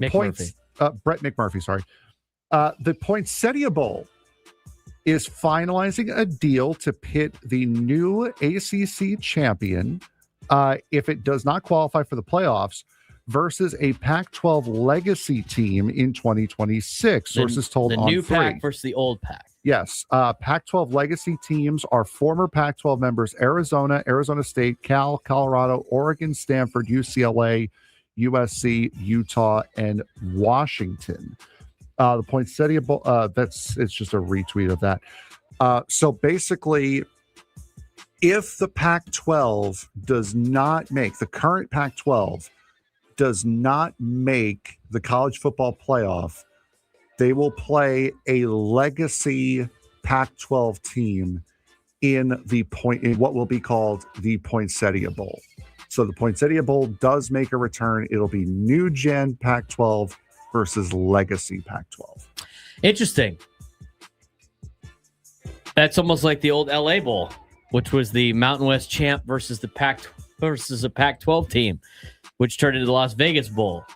That's essentially what that is. I mean, good for I think it's going to be a fun matchup. It's great to have any type of champion come here to San Diego, especially since we have 2 bowl games back potentially again, which is awesome. But you could have some interesting matchups with that. You know, redo the Apple Cup, Washington State here, right? Oregon State, highly doubt it. But that also opens up the door for San Diego State. If they win the conference, they get to play here in San Diego, potentially. If they don't make the playoff, that seems like a win-win. Going against a former Pac-12 member should be a fun little bowl game here in San Diego. Absolutely. Number 2. Do you want to go to Louisiana or Texas for this next one? Yeah, of course. She's from Texas. She's from Texas. I can tell. Brendan Sorsby's eligibility battle with the NCAA took another turn on Wednesday after a Texas judge who was originally assigned to the case recused himself because of his ties to Texas Tech. Sorsby is seeking an injunction to play this season after admitting he placed bets on Indiana football games during his freshman year, including wagers involving his own team, which is one of the NCAA's most serious gambling violations. Sorsby argues that the NCAA is being hypocritical given its partnership with sports betting-related companies, while also revealing he recently entered a treatment for gambling addiction. With a reported multi-million-dollar NIL deal and NFL future possibly at stake, the case could become another major flashpoint in the evolving relationship between college athletics, gambling, and players' rights. Personally, good on by this judge not doing the Ole Miss thing with Chambliss. I agree. Great job. He was born and raised in Lubbock, Texas. He went to Texas Tech University. I mean, obviously he has deep ties to Texas Tech. He can't be organized. He can't be the one deciding whether or not Sorsby can play in the fall. So I think that's a step in the right direction. I don't think if you're going to let Sorsby do this and then go and play, I don't know why you have any betting rules against your players betting on anything. Mm-hmm. And that opens the door for throwing games. And that opens the door for more scandals and problems. You have to make an example of this kid. Now, the bigger question is, since the NCAA does not have any enforceable rules, if he is eligible to play in the fall, there's no rules to punish any players for anything. You can literally fight any type of ineligibility in the court of law. It's stupid. This whole situation is stupid. How about, I don't know, Brandon, maybe don't bet on sports if you're a college athlete or a pro athlete. How many lessons do you have to learn? How many lessons that had to be displayed on why it's not probably intelligent to do that? I have no idea, man. It's ridiculous. Number 3. Coming straight from the file of what could possibly go wrong here, LSU is bringing back national championship winning coach Ed Orgeron as a special assistant to recruiting and defense, reuniting him with longtime friend and Tigers current head coach Lane Kiffin. Orgeron, who led LSU to the legendary 15-0 national title season in 2019 behind Joe Burrow and a loaded roster of future NFL stars, has long been considered one of college football's elite recruiters. With new NCAA recruiting rules allowing more staffers on the road, LSU is hoping Orgeron's Louisiana ties, SEC reputation, and recruiting track record can keep the Tigers at the top of the national talent race. Is bringing back Ed Orgeron a brilliant recruiting move for LSU, or does returning former coaches too often keep programs stuck in the past instead of building something new? I think it's a great idea. You want to know why? Well, it's a great idea and a terrible idea. It's a terrible idea for just campus lifestyle with those two on campus. It's a great idea for the sense that Ed Orgeron recruited some pretty good teams at every place that he has been. At USC, at LSU. I mean, you go down the list. He won a national championship at LSU. He won a national championship at LSU because the X's and O's of Ed Orgeron. Oh, no. Coach O wins national championships because he knows how to recruit. Oh, and by the way, guess what you can do now? You can actually pay players in the open. You got two really good recruiters at LSU. Look out. Another positive spin that we can put on this right now. Oh, boy. Is that we now have the Go Tigers drop. Yeah, we can put it back. We absolutely, 100%. He's back. It's great for college football. Last one that I had that was really relevant. Aaron Rodgers announcing that next year will be his last. Sure, buddy. Sure, Brett Favre. I really wanted him to play for the Vikings just to complete the prophecy. I really did. Need lunchtime hour when we come back. Padres looking at trades already. Where are they looking? You'd be surprised.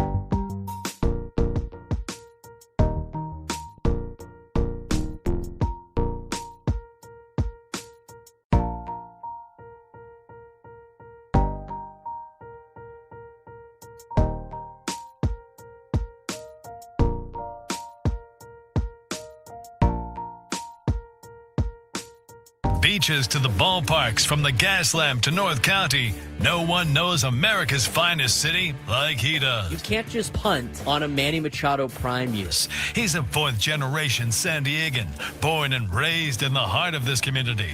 Passionate, opinionated, and always bringing you the real talk on your teams, your city, and everything in between. Braden totally knows his stuff. He's ready for the next step. That guy is good. Live and local, it's the Braden Surprenant Show. But I think Braden's one of the up-and-coming young stars in the media game in San Diego. Now, here's your host, Braden Surprenant. New lunchtime hour on the Fan. He's Frank Marchese. I'm Braden Surprenant. It's the Braden Surprenant Show, live and local each every day from 10 to 2 on San Diego's #1 sports station, 97.3 The Fan. Had some news come down today. We had a lot of San Diego sports news today that we didn't even fit it all in the sports thread. Well, Sports Thread's not meant for San Diego sports news, sir. It's for other sports and other news. It's for like non-Padre stuff. But there was so much of it, we couldn't fit it all. The Players Era Festival has announced the tournament bracket for college basketball in November. Okay. San Diego State is playing in this tournament. This is one of those deals where, like, if you're in it, you're going to stay in it, which I think they should be staying in it as long as possible, because when you play in this tournament, the more you win, the more money you make for NIL. Sounds like a tournament you want to be in. Does it not? Yeah, I would consider wanting to play in that. Yeah. So there's two Players Era Festival tournaments. There's the 8-team tournament that will be November 17th through the 19th. And that's an 8-team tournament. That's the Players Era 8. And then they have the Players Era 16, which is a week later, and that will be November 24th through November 28th. I think you have 3 games guaranteed, if I'm not mistaken. On the winning side of things, it's a single elimination tournament, but they still keep seeding you different games in order to get like 3 games out of it for a multi-team event, an MTE, Frank, as the cool college kids call it. We're playing in MTEs. Hell yeah. Anyway. Aztecs got their bracket. The Players Era 8, which will start on November 17th. That has Florida playing Notre Dame, Houston playing Rutgers on one side of the bracket, Kansas and UNLV, West Virginia and Auburn on the other side. That bracket will be done before the Players Era 16, obviously the next week. San Diego State will open up the Players Era Festival with Iowa State on November 24th. It's a pretty good non-league game, wouldn't you say? Iowa State was pretty good last year out of the Big 12 Conference. They are paired with the other matchup of Tennessee and Maryland. And on their side of the bracket for the Aztecs, St. John's, Oregon, Louisville, Texas Tech. That's the 8 teams on San Diego State's side of the bracket. On the other side, you have Gonzaga opening up with Kansas State. You have Baylor playing Alabama. Michigan takes on Creighton, and TCU plays Miami. All of those games in the first round will happen on November 24th. Semifinals, or quarterfinals, if you will happen on November 26th. Semifinals on November 27th. Championship game on November 28th. There's consolation games all mixed in and around that tournament. But should be a fun tournament and a great opportunity for San Diego State basketball, who we haven't talked too much about. They got a couple of Italians on their team. Man, you see that? Yes, they went and got a couple of Italians in the portal They went from right Italy. to the Italian Pro League. Nice. Yes. Looking forward to that. Can't wait for the show, what the show's got for the Italians. If they start struggling, is Brian Dutcher going to pull a kicking and screaming? Where are my Italians? I think the bigger question is, I think the one that everyone's asking, especially now that they've got 2 Italians on the roster, are you allowed to bring a gallon bag of spaghetti into Viejas Arena? They have to allow that at this point. You would think. You kind of have to now. Kind of have to. All right, that's the Players Era Festival. That was the other news. Some other news that we got today that involved the Padres. We'll talk more about what happened over the Dodgers series later on the show for those that missed it in the first couple of hours. But did you see the news from Dennis Lin today. Yes. About the Padres and the trade market. Mm-hmm. Already, this is where you start hearing some of this, right? This is where you start hearing some of the rumors out there about the Padres or about, trade deadlines. Who's looking at who? What are they looking for? Well, some interesting conversation here with the way that this series played out for the Padres, what the bullpen is, and what the Padres are looking for at the trade deadline, at least according to rumors. When you look at this team and you look at the bullpen, and obviously, what's the one thing about the bullpen right now? Yes, they're very good, but also it is being used a lot. So as the Padres are navigating a high-stakes balancing act with their bullpen and more specifically star closer Mason Miller, one of baseball's most dominant and valuable relief arms, they are also starting to look for maybe some relief help. Mason Miller got off to a blistering start to the 2026 season. He absorbed his first loss of the year on Tuesday night, throwing his 98th pitch of the week in a 5-4 defeat to the Dodgers. That was 2 days ago. Manager Craig Stammen and pitching coach Ruben Niebla are increasingly cautious about overusing him in a season filled with close games, emphasizing long-term health and sustainability over short-term wins. Miller has been electric early, averaging 101.3 miles an hour on his fastball, but showed signs of fatigue on Tuesday. 6 walks, or really in the last couple of outings, 6 walks in his last 5 appearances, and his first career error on Tuesday. He has had a history of arm issues, sprained UCL in 2023 with the Athletics, but has stayed healthy since. And the Padres sit at 29-20, largely thanks to a strong bullpen, but ranked near the bottom of the league in offense and have patchwork starting pitching. So based on everything that I just explained, the bullpen's badass, the offense is struggling, and the starting rotation is kind of been pieced together. What would you think would be a target for the Padres at the trade deadline? Starting rotation. And? Offense. Maybe a bat. Now, that's not necessarily the case. With August 3rd coming sooner, even though it still seems far away, the Padres are quietly exploring the market for additional relief help to ease the workload of Miller and the high leverage group of Jason Adam, Adrian Morejon, and Jeremiah Estrada. This is notable because the team's more glaring needs are in starting pitching and offense, but relief arms are cheaper and easier to acquire. President of Baseball Operations, AJ Preller, has a proven history of aggressive bullpen investments. Josh Hader in 2022, Jason Adam, Tanner Scott in 2024. He acquired Mason Miller last year by giving up top prospect Leo DeVries. Interesting. Who are some of the targets? Well, Dennis Lin lays out that some of the targets are Aroldis Chapman. 38 years old, 0.51 ERA for Chapman this year. He's got 12 saves for the Boston Red Sox, still throwing triple digits at his age, making $13 million with a mutual option for 2027. And in the article by Dennis Lin, the Padres, it says that the Padres have long had interest in Aroldis Chapman. That's interesting to me. The other potential target, former Padre Josh Hader. 6-time All-Star. He's on a 5-year, $95 million deal, has a full no-trade protection, currently rehabbing from bicep tendonitis, but the Astros' poor 20-31 record could make him available at the deadline. Before we dive into the ownership angle that was laid out in this article or some other news and notes for you, this is a very interesting article that, one, I was not expecting today, and two, wasn't really expecting at all that the Padres would be interested in getting more bullpen help. Can the Padres make a run at the playoffs with their current starting rotation and add 2 elite closers or maybe 1 elite closer that would be a setup guy? Interesting path and interesting philosophy, but we talked about it last year. Mason Miller was a pickup that was great. Everybody loves it now, but that bullpen was legit last year without Mason Miller. Mm-hmm. This bullpen, according to Eno Saris, is even better than it was last year. Is on pace to be an all-time best bullpen. Yet they're still looking at guys like Josh Hader and Aroldis Chapman. Is that the key to success? I don't necessarily know if it is, but that's an interesting article today, Frank.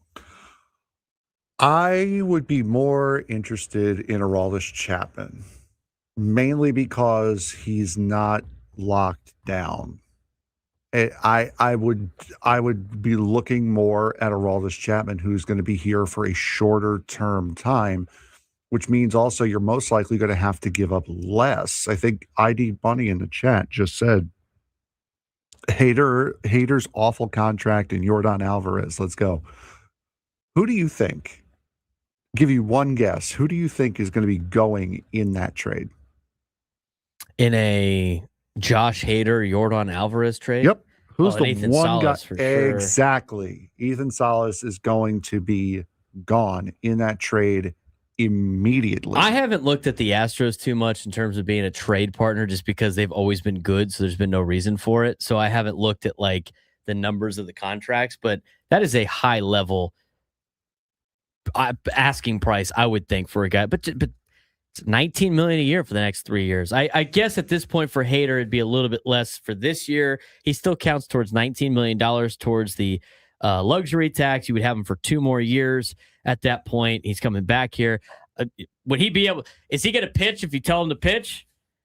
I mean, the way things ended with Hader here in San Diego, I don't necessarily know he would approve a trade back to the Padres. And Aroldis Chapman is on a 1-year, $13 million deal. So if you get him at the trade deadline, he's going to cost you what, 5 or 6 for the rest of this year. I would Chapman? It's basically like a third of whatever he's making. Yeah, so $4 million, even better. Yeah, I would take Aroldis Chapman over Josh Hader in a heartbeat. I mean, let's look at it this. You could look at it this way too. You know, are you Jason Adams a free agent at the end of the year? I mean, maybe you want to solidify your bullpen for the next couple of years. You know, maybe you believe that Josh Hader at age 32 is going to be a better option than an aging Jason Adams. I mean, Wandy Peralta is aging. Yuki Matsui is aging in that bullpen. You know, so not Yuki Matsui, but Wandy Peralta is, Jason Adams is. They're getting up there in years. If you want to go a little bit younger, I don't necessarily know, Frank, if you would have to give up solace with the fact that you have to take on, like, Yordan Alvarez is making $26.8 million a year for the next 3 years, and Josh Hader's making $19 million a year for the next couple of years. They're both free agents in 2029. I mean, that's a lot of money that if you're the Astros, you're trying to just unload if you are thinking about rebuilding. And, you know, I don't know how many teams are willing to take on all of that money for those players. I mean, maybe they do, but I don't necessarily think it's going to be an Ethan Salas to get those guys. If you eat some of the money, they're trying to eat some of the money. But I agree with you. I just, if you're going to improve the bullpen, it's probably going to be a lot cheaper to acquire Aroldis Chapman, and you would be able to then maybe go to other areas of need at the trade deadline than just the bullpen. I thought it was interesting that that's like the talking point was, I thought for sure the first time that we saw a trade article, it would have been, oh, they're looking at this second baseman, or, oh, like this guy's on a 1-year deal and he's doing really well. They're looking for a depth piece, or maybe another start of the rotation. I thought for sure the one thing that you would never have to go for is a bullpen arm. And if you did, I wasn't expecting it to be 2 closers in the American League. And what have we learned? If nothing else, about AJ Preller, he does whatever he thinks is right. Doesn't have to be logical. He just does whatever he thinks is right. And he has built this bullpen to be one of the nastiest bullpens in the history of this game. It makes sense that he would want to add to it, even though there are other needs. May think, okay, starting pitching market's too high, just roll with what we have, and the first sign of trouble, we're going to this ungodly bullpen to close games out. That could be his thought. I mean, you look at the bullpen for the Padres, you had a guy like Aroldis Chapman. It would be make it even more legit. I mean, and again, that would be a situation. Miller's the ninth inning guy, and all of a sudden you got another high throwing velocity pitcher in the back end that would be your setup man, and that bumps everybody down another spot. Now you can potentially bring Adrian Morejon into a game in the 6th inning to face a bunch of lefties. Yeah. Who also throws 100 miles an hour. I mean, I look at Aroldis Chapman and the fact that he has had, I mean, he's pitched really well for the Red Sox this year. And what is he have a vesting? He's got a vesting option for 2027, which he has to hit like a threshold. And stuff like that. Option vest with 40 plus innings pitched plus a past physical. Does that mean that automatically opts into that, or does he get to pick? I don't remember. I believe it means he gets to choose. I'm not entirely sure, but I believe that option becomes available. I believe that option becomes available if he hits 40 innings pitch plus a past physical. So he has to meet the 2 criteria in order for the ability for that option to be picked up. Or to open up to him. It says the clause guarantees a $13 million salary for 2027 if he pitches at least 40 innings and passes a postseason physical. I don't think he gets to choose. Okay. Maybe. If he fails to reach 40 innings, the 2027 season becomes a $300,000 buyout unless both parties mutually agree to exercise the $13 million option. Okay, so from what it sounds like is he has the option. If the 2 criteria are met, he's on the team next year. If one or both of the criteria are not met, then there's a mutual option. Or the team. Yes, it turns into a mutual buyout. Yeah, they could either buy out, which they probably would at that point, and he goes away, or it's a mutual option, which never happens. Correct. So theoretically, I mean, what's he at right now, innings wise? Let's take a look. That's not a bad idea if you're the Red Sox, right? Trying to do that with Aroldis Chapman. Aroldis is at 17 2/3 innings this year, so he's almost halfway there. He's almost halfway there as long as he stays healthy. I can't believe at his age he's still throwing over 100 miles an hour, except for the fact that he's very large. He's 38. Yeah, he's 38 years old. Still out there swinging. Jeez. He's 0-1 this year with an 0.51 ERA. Yeah, I said his ERA. I mean, it's remarkable. His expected ERA though is 3.43. We don't like expected numbers if they're negative. We only like the expected numbers when it's talking about Fernando getting out of his hitting slump.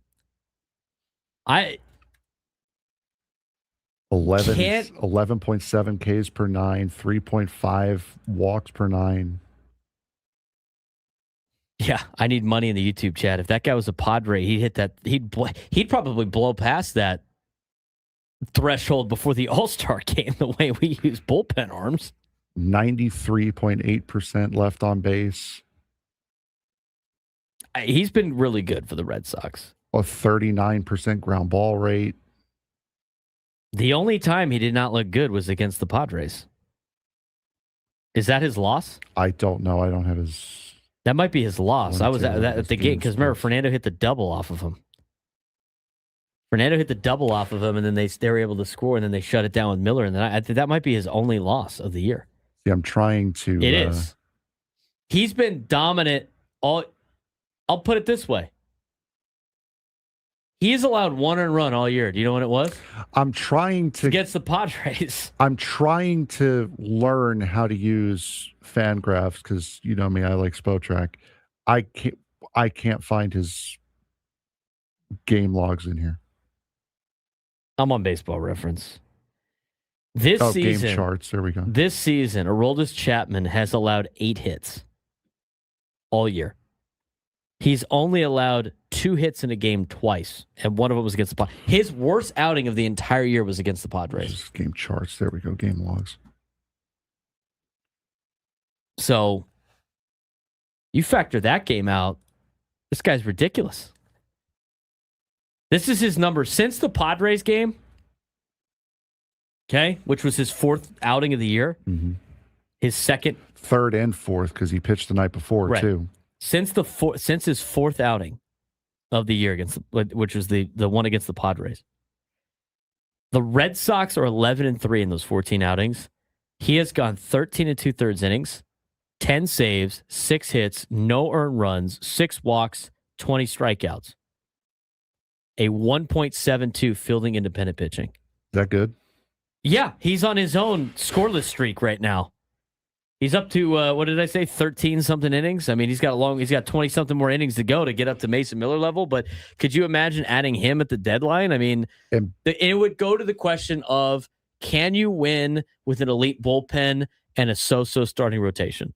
And by the way, but that's what we're going to talk about when we come back, because we do have to take a break. Yes, his expected ERA is high because of that Padre game, the one that he lost, and a couple of outings later against Detroit, he had an expected ERA of 14.9 after he faced 5 batters, gave up 2 hits, and walked 1. That's why his expected ERA is so high. Can the Padres make those moves at the deadline and feel confident enough to win? We'll talk about it when we come back.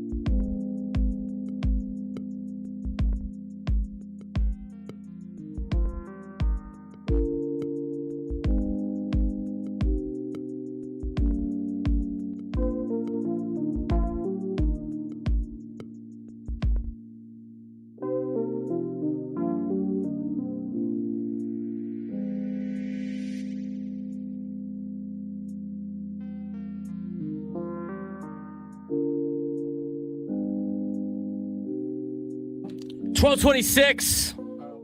Cruising through on a Thursday. Padres off day. Lost 2-3 to LA. Try to bounce back this weekend against the Athletics. 833-288-0973. 833-288-0973 if you want to join the show today. Coming up in the next hour, we have a couple of guests. We have CJ Dos Santos, the goalkeeper for San Diego FC, will join us to start the 1 o'clock hour. We have Bob Scanlan joining us, as he does on every Thursday when we can, obviously with the Padres not playing. He will finish up the hour with a 1:35. We'll talk about this past week for the Padres in terms of what he has seen. So the 1 o'clock hour will be a fun little hour for us, lead you into tomorrow's show. We'll get you ready for the 3-day weekend. Everybody enjoy their Memorial Day weekend. Everybody have a safe Memorial Day weekend, and we will talk to you again on Monday on Tuesday. We'll have Monday off. 833-288-0973.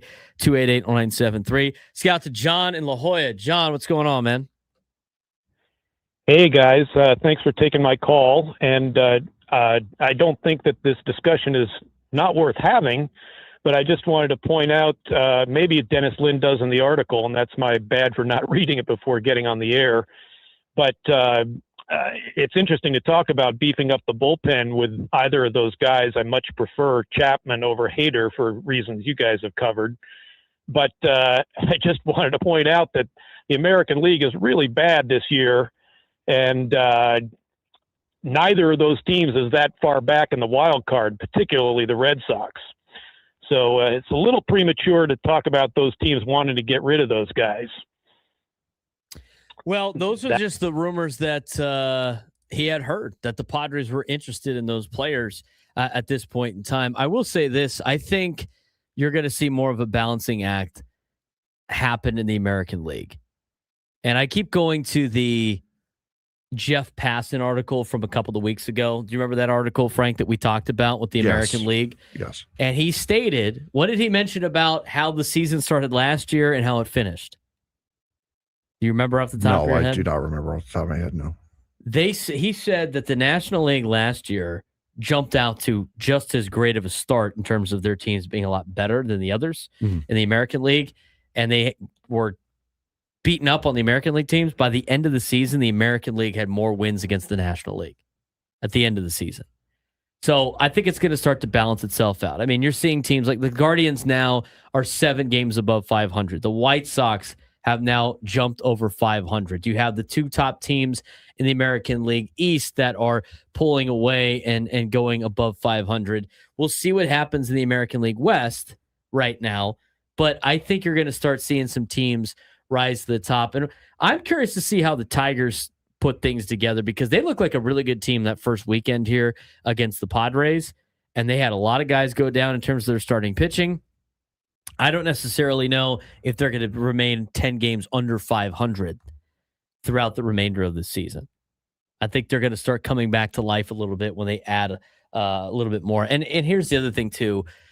I don't know, can you safely say the Red Sox are going to go for it at the deadline when they fired their entire coaching staff a month ago? I don't think they. I mean, at that point, they've already made the decision that they're not really trying to make anything happen. But at the same time, you can kind of do what the Tigers did a couple of years ago, where they traded away pieces and still were able to make the playoffs. I mean, it's all relative. There are some trades that could be made where you trade from a strength to improve a need. I don't necessarily know if that's the case for the Red Sox, but for Boston, I mean, they're 11 and a half games out of first place. I know they're 2 games out of a wild card spot right now, but I just don't see the Red Sox at the deadline going like, you know what? We're not going to trade anybody. We're going to go for it, especially for a guy like Aroldis Chapman that's relatively on a 1-year deal. Yeah, no, I don't see. I see Boston being big sellers at the trade deadline. I do not see them being one of those teams that's going to be consistently compete. That's going to be one of those teams that turns it around. They've got too many problems, not just on the field, but within the organization as well. They have no idea what direction they're going. They've got a lot of people hurt. They don't really have anyone to bring up to replace them either. I see the Red Sox being one of those teams that are going to sell big at the deadline. And I think the Astros are right there too. The Astros are 6 games out of first, which seems obtainable, and they're 5 games out of a wild card.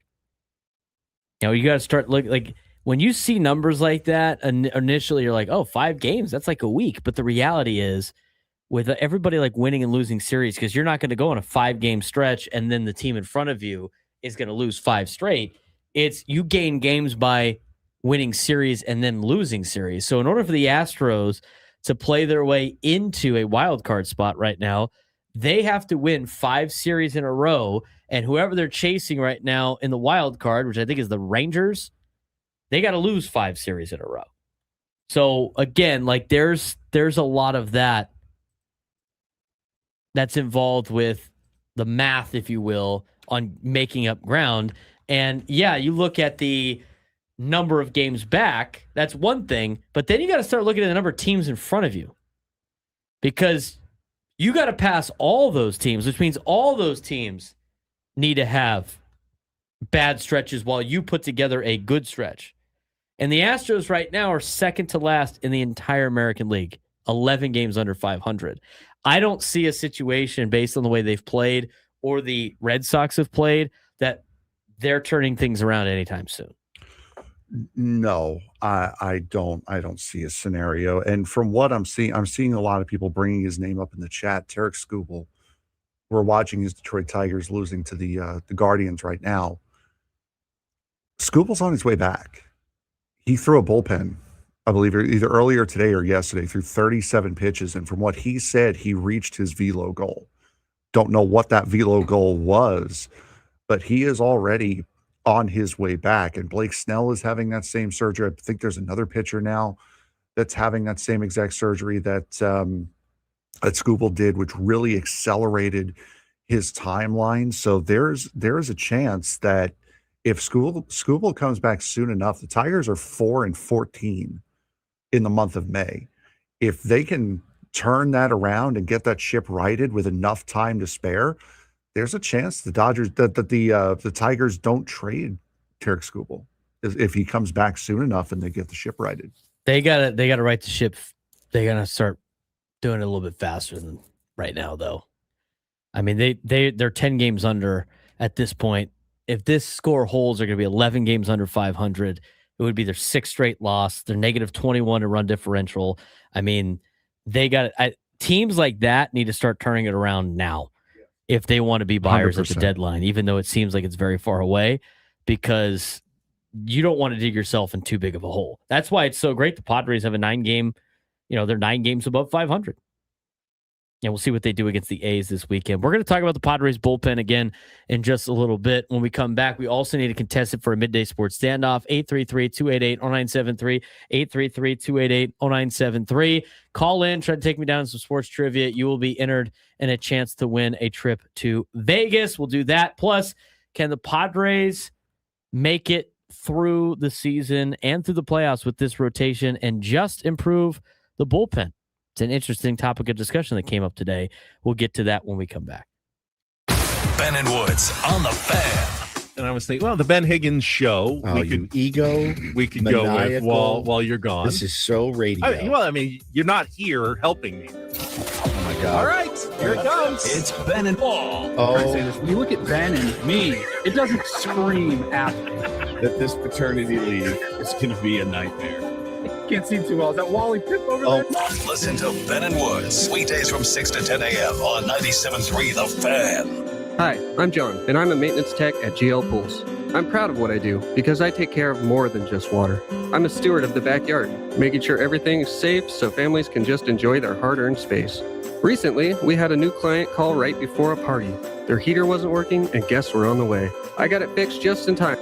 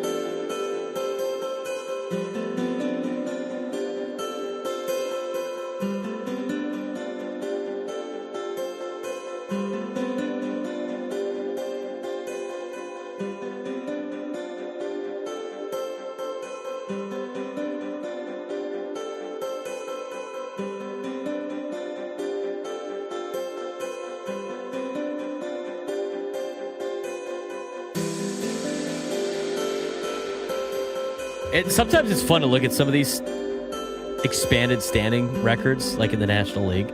You start comparing what the Padres are doing to everybody else. The one that just stood out to me was day games. I didn't realize how good the Padres were during the day, which is like the exact opposite of what they were a couple of years ago. I swear they're like not even close during the day. There's not a single team in the National League that has more wins on day games than the Padres do. The Padres are 14-5 in day games. Amazing. Take that for what it's worth. Other numbers that I saw pop up. If you compare the Padres and the Dodgers in terms of like their records, obviously they're going to be close because of the fact that they are, I don't know, close in the standings. Are they a game and a half back now? Game back now? Dodgers against the NL Central, 3-3. Padres, 6-7. Pretty close. One game under, 500. Dodgers, 10-7 against the NL West. Padres, 11-7. Padres have one extra win. Against the interleague, Dodgers are 10-5. Padres are 12-6. Against the the National League East, Dodgers are 8-4. Padres have yet to play an NL East team. That's interesting. That ends next week, though. Philly's coming to town on Monday. Do we have tickets to give away for that game? Yes, we does. We have tickets to give away for that game. We'll be doing that in the 1 o'clock hour. Real quick before we get to the midday sports standoff, I understand where the Padres are coming from with the sense of let's load up on the bullpen even more so than it already is, because it is going to be easier for us. And when I mean easier, I mean cheaper for us to acquire bullpen arms than it is to acquire a starting pitcher. Maybe you can add 2 elite bullpen arms for the same price as 1 really good starting pitcher. And when you get to the playoffs, you only need 3 starters, if you will, and then a really good bullpen. Can the Padres win by just loading up on bullpen arms? I think they can. Is it non-traditional? I would say yes, but we have seen, now last year wasn't the case, but we have seen teams like the Dodgers and other teams win the World Series with elite bullpens and just rolling out a couple of guys that were the starting pitchers throughout a playoff series and throughout a playoff run. I think they could use that philosophy to win. I just think it's a little bit more rolling of the dice, but that might be the situation that the Padres have to use based on where they're at in terms of prospect capital and maybe financially. Correct. I mean, yeah, it's one thing to just continuously fill up this bullpen, but I think, as you said, it's really going to be a test of starting pitching versus bullpen and what really wins you championships. And let's just say if everything goes right, the Padres do make a trade for Josh Hader or Aroldis Chapman or maybe a Cade Smith if Cleveland falls off the rails and they do win a championship.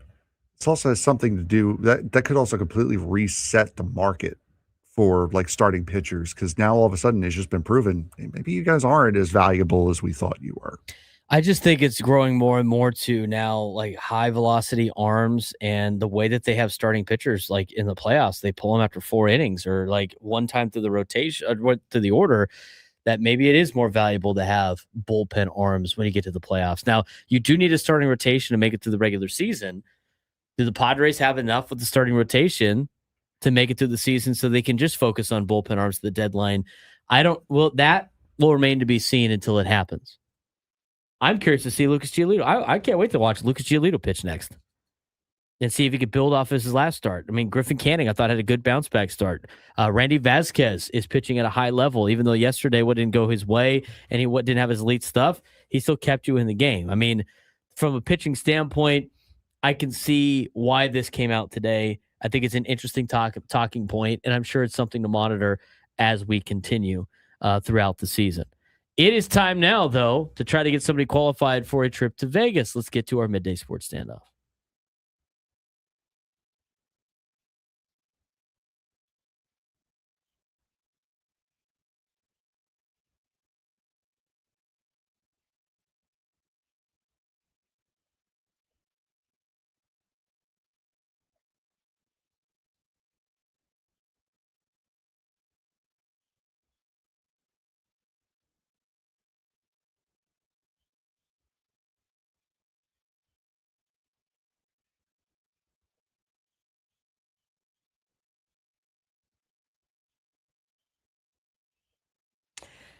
All right, Frank, who we got playing today? We have Alex and Del Mar playing today. Alex, how you doing today, bud?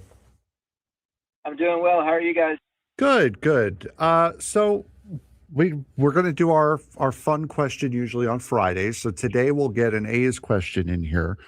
The A's are 9-time world champions throughout their illustrious history. They've beaten 7 different teams in order to actually, hold on, 5, 6, 7.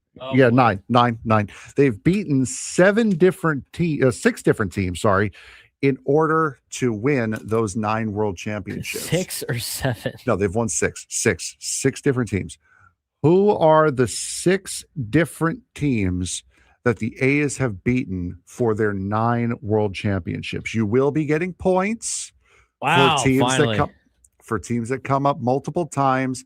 And a big hint, a team like the Washington Senators are not on here. They are all current franchises. They're all current teams. They're all current franchises, yes.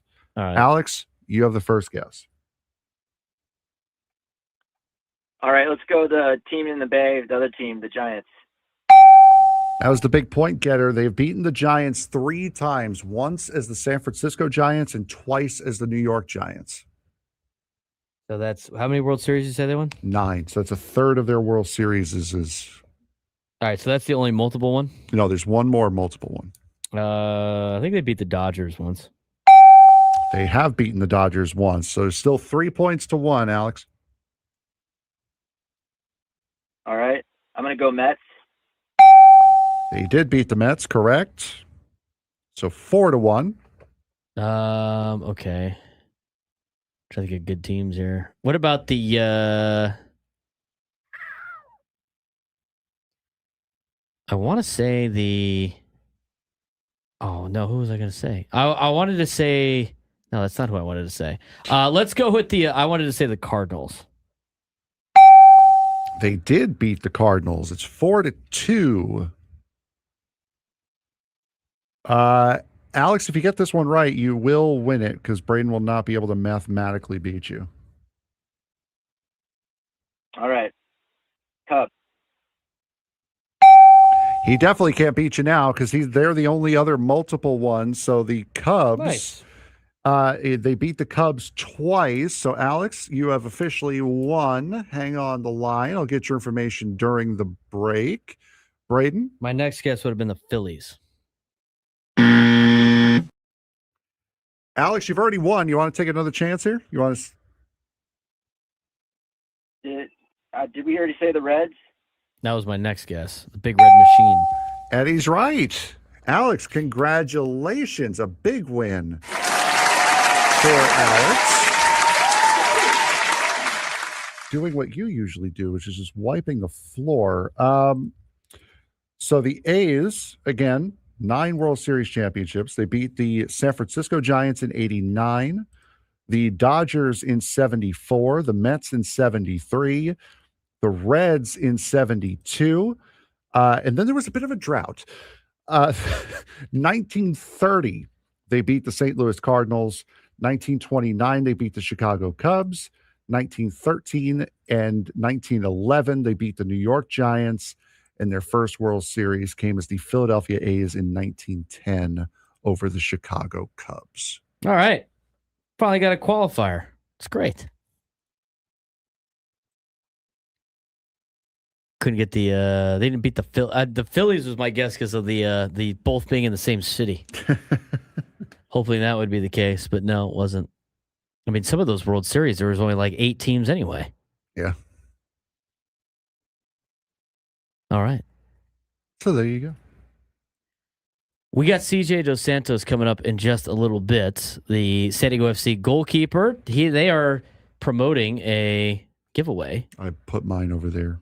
Well, you've been playing with it the whole time. Mm-hmm. Be careful what you call your gavel there, buddy. That was so funny, Juan, in the YouTube chat.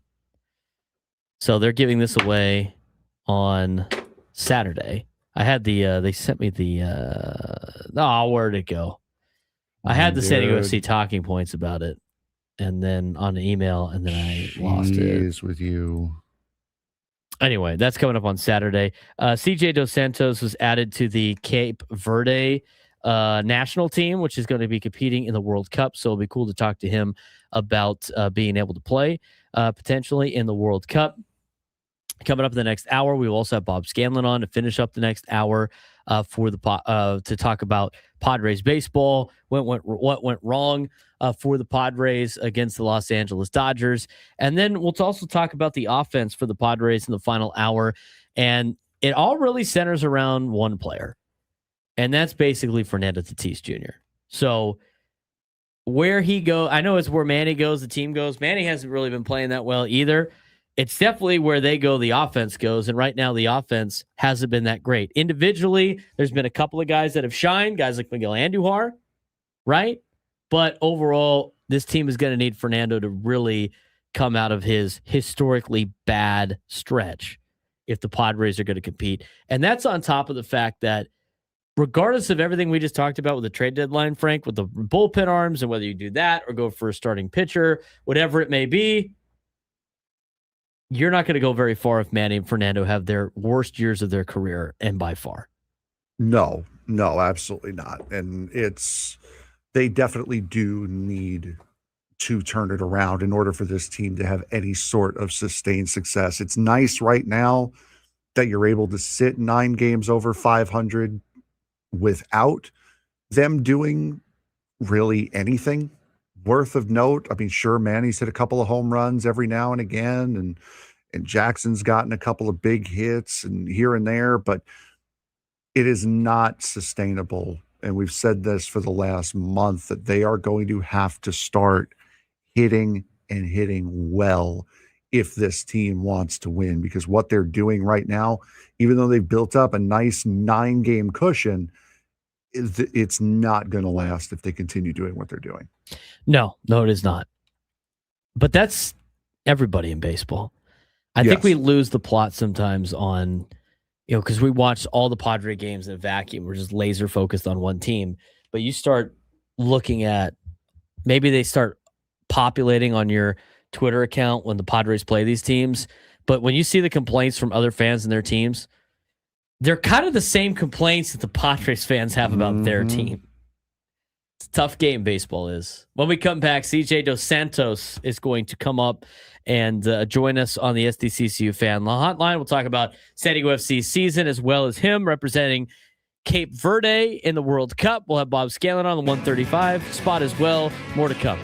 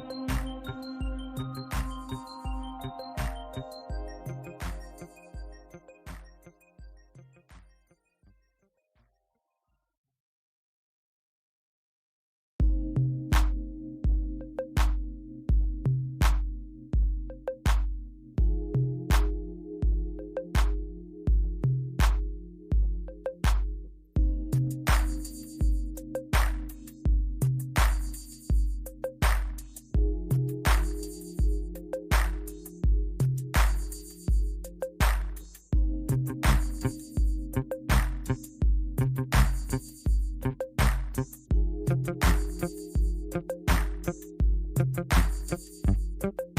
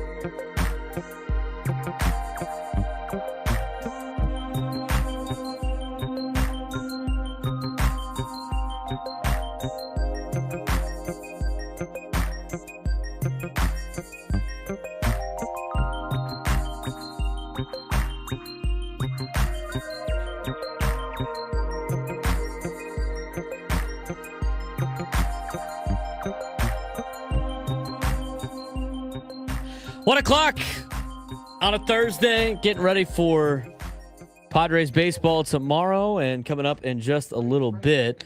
Trying to get a hold of, but we want to get CJ Dos Santos on the show. He is the goalkeeper for San Diego FC. Big game coming up this weekend for San Diego FC as they promote a fun little activity or a fun little giveaway on their game Saturday against Vancouver. It is a international, or should I say a free mini ball giveaway. It's the World's Game mini ball giveaway presented by DirecTV. First 10,000 fans ages 14 and under are going to receive this soccer ball as they get ready to take on Vancouver on Saturday at 6:30 here at Snapdragon Stadium. So should be a fun contest coming up later this weekend, but we are still working on trying to get him on the line, ready to go as we get ready to do this interview, if you will. But San Diego FC, obviously, kind of shuffling right now, but pretty big soccer event coming to the United States here in the next couple of weeks or so with the World Cup happening. Are we ready to? No, not ready yet. So they're promoting that, obviously, the World's Game. It's kind of a cool little mini ball. Frank's been dribbling it back and forth, holding it in his hand. I've been flipping it back and forth as I try to host a talk show. Missing. Unfortunately, they never qualify. So, you know what? That's on you. Okay. When I mean you, I mean them. You can't be upset that the Italians don't make it when they don't qualify on their own. It's tough, you know? So, anyway. Still waiting. All right, cool. So anyway, coming up this Saturday, as I mentioned before, Big match and energy. Once in a lifetime giveaway. San Diego FC takes on Vancouver May 23rd at 6:30. And the first 10,000 fans, 14 and under, take home a limited edition San Diego FC Nations mini ball, courtesy of DirecTV. You can get your tickets at sandiegofc.com. Again, big game coming up this weekend against Vancouver. And it sounds like we are ready to roll with our interview today. And joining us on the SDCCU fan hotline is the goalkeeper for San Diego FC. Born in Philadelphia, has had an illustrious MLS career. He did a great job last year for San Diego FC in their inaugural season, and has gotten to receive a very big honor of representing Cape Verde coming up in the World Cup. I know he's excited about that. His name is CJ Dos Santos. He joins us on the SDCCU fan hotline. CJ, what's going on, man? How's your Thursday going? Hey, how you doing, guys? Thank you for having me. I mean, it's a beautiful day out here in San Diego as always, so I'm really happy about that. Yeah, so it's how can you ever be upset about really anything when you get to live here in beautiful San Diego? So let's talk about obviously the season this year. You missed some time at the beginning of the season. Overall, as a team, a lot of frustration probably as a team, but it seems like you guys are starting to work your way out of a lot of these issues that you have had on the field. Seems like collectively you guys are still pulling the rope in the right direction. But, what have been some of the challenges so far early in the season, and how have you guys been able to overcome that on this trajectory of playing your way out of what has been probably the toughest stretch you guys have been on since starting as a club? Obviously you play to win the game, and you do everything you can each and every day and on game day to win the game and to bring home 3 points always. Sometimes the most frustrating part is that you do everything in your control. You do everything possible you do everything well, and you do everything possible to get the win. And sometimes, not just in football, but in life, things just don't go your way. And just going through that overall adversity as a group will actually bring us more together and bring the unity throughout the city and throughout the locker room as well. And with the staff, that'll ultimately just bring us all together. You joined the team 2024 before the inaugural season. I mean, joining a brand new team that's never played in the city before, that's never, played together before. I mean, obviously it was a little bit different probably than a lot of your, lead up camps to the regular season that you've played in the MLS, for the other teams that you've played for in the MLS, like Inter Miami, to name one. What was last season like for you personally, and being part of this organization and being able to write the first year of the history of San Diego FC? Yeah, I mean, right away from the first day, meeting everybody, it was like the first day of school. We didn't know anybody's names, and just trying to get to know everybody. But you could feel the energy, you could feel the environment within the walls of the training facility, and you couldn't help but feel like we were going to do something special right away from the first day. That was my personal feeling from it. And we've only gotten stronger as a team. We've only gotten more together throughout last year and throughout this year as well. You've had some big moments already in your San Diego FC part of your career. As you have been on this journey with San Diego FC, what has been your biggest growth area or proudest moment, repping San Diego FC here in the MLS? Yeah, I just think overall, just growing as a human being and growing as a player and a leader within the team, and just overall gaining that confidence each and every game, every Saturday and every game day, just striving to be a little bit better than the previous game, just striving to be a little bit better than I was yesterday. I think that overall growth and just my teammates and the staff helping me achieve those goals each and every day was so helpful. We're talking with CJ Dos Santos, the goalkeeper for San Diego FC. He joins us on the SDCCU fan hotline. It's not big bank banking, it's better. CJ, you were born in Philadelphia, grew up on the East Coast, got into soccer obviously at a very young age, represented the United States in the under 17s, the under 20s. What was it like for you growing up in Philadelphia playing soccer here in the United States? There was a lot of cold training sessions, especially from like the November to March time. Not like here in San Diego where it's always sunny and always warm, but just being in that environment and growing overall in the Northeast, and growing as a young man in the Union Academy and with FC Delco as well. I owe them a lot. They've taught me a lot. They've instilled habits into me that I use even to today. It's an absolute honor to be a part of those organizations, and they've helped me a lot even until now.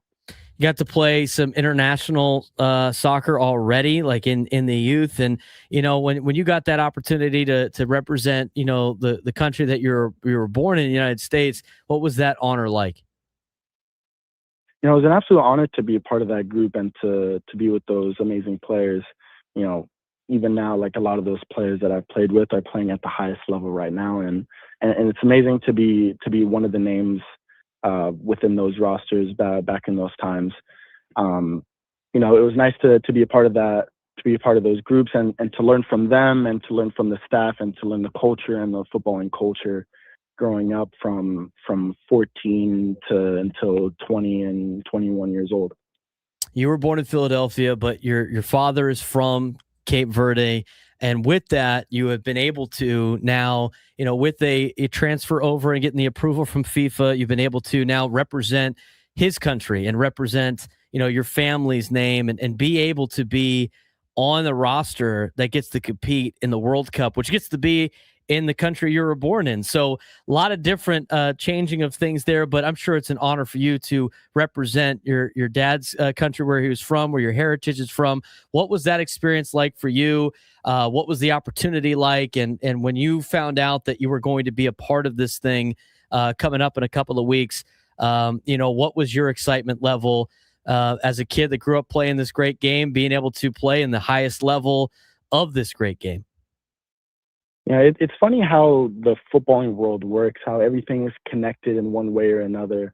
Being able to represent the country of one of my heritages and being able to represent that country in the country where I was ultimately born in. It's just funny how everything is connected one way or another.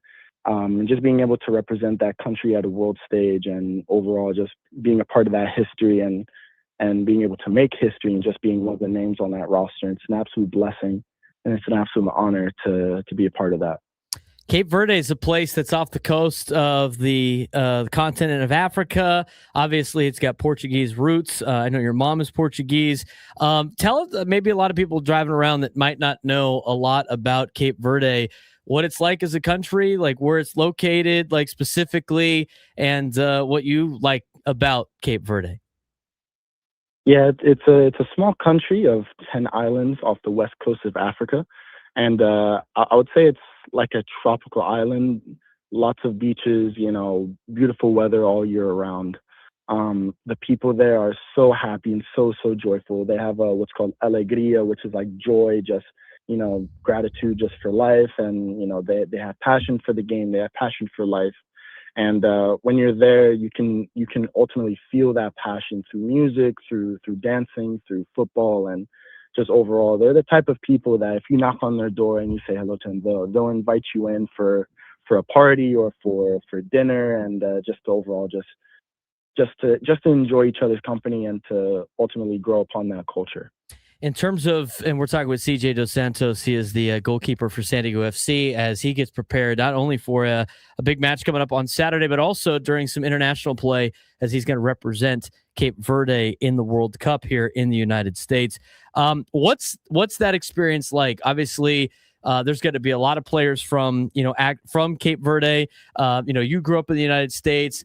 How cool is it to be able to connect with your teammates from a heritage perspective, from the place obviously your dad is from, and kind of understanding maybe even more about, the culture of, where your family's from that you didn't even know. Like, have you been able to do that with this, with your teammates? I mean, how much more did you get to learn about your heritage? I mean, that's probably a cool feeling, being able to be part of this a little bit more and sharing that experience with some of your teammates as you guys get ready for the World Cup.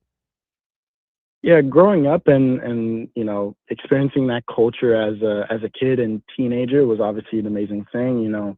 Being with cousins, being with aunts and uncles, being with my grandparents as well. You kind of absorb that culture from a young age, and being able to experience and absorb that culture as an adult now, it's an amazing feeling. And a lot of my teammates are experiencing the same thing. They were born in different countries, France, Portugal, Holland.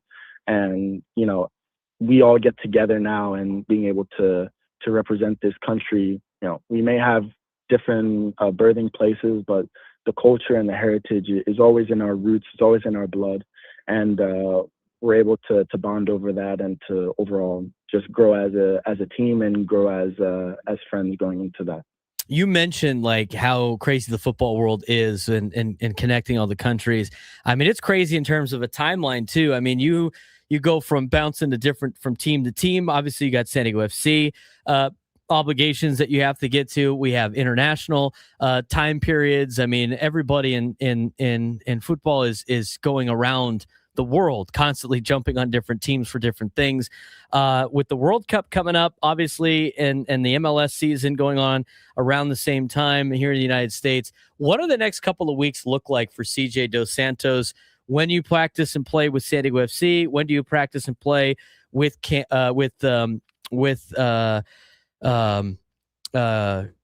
Verde? And where are you guys going to be having your base camp at in the United States? Right now I'm kind of just focusing on being with San Diego FC and preparing for this game against Vancouver Whitecaps on Saturday. And then once that is finished, once my obligations with San Diego are done this week, at the end of this week, I'm going to start flipping the switch and focusing more on the international level. We have a camp in Lisbon, Portugal next week. We have one friendly against Serbia on the 31st.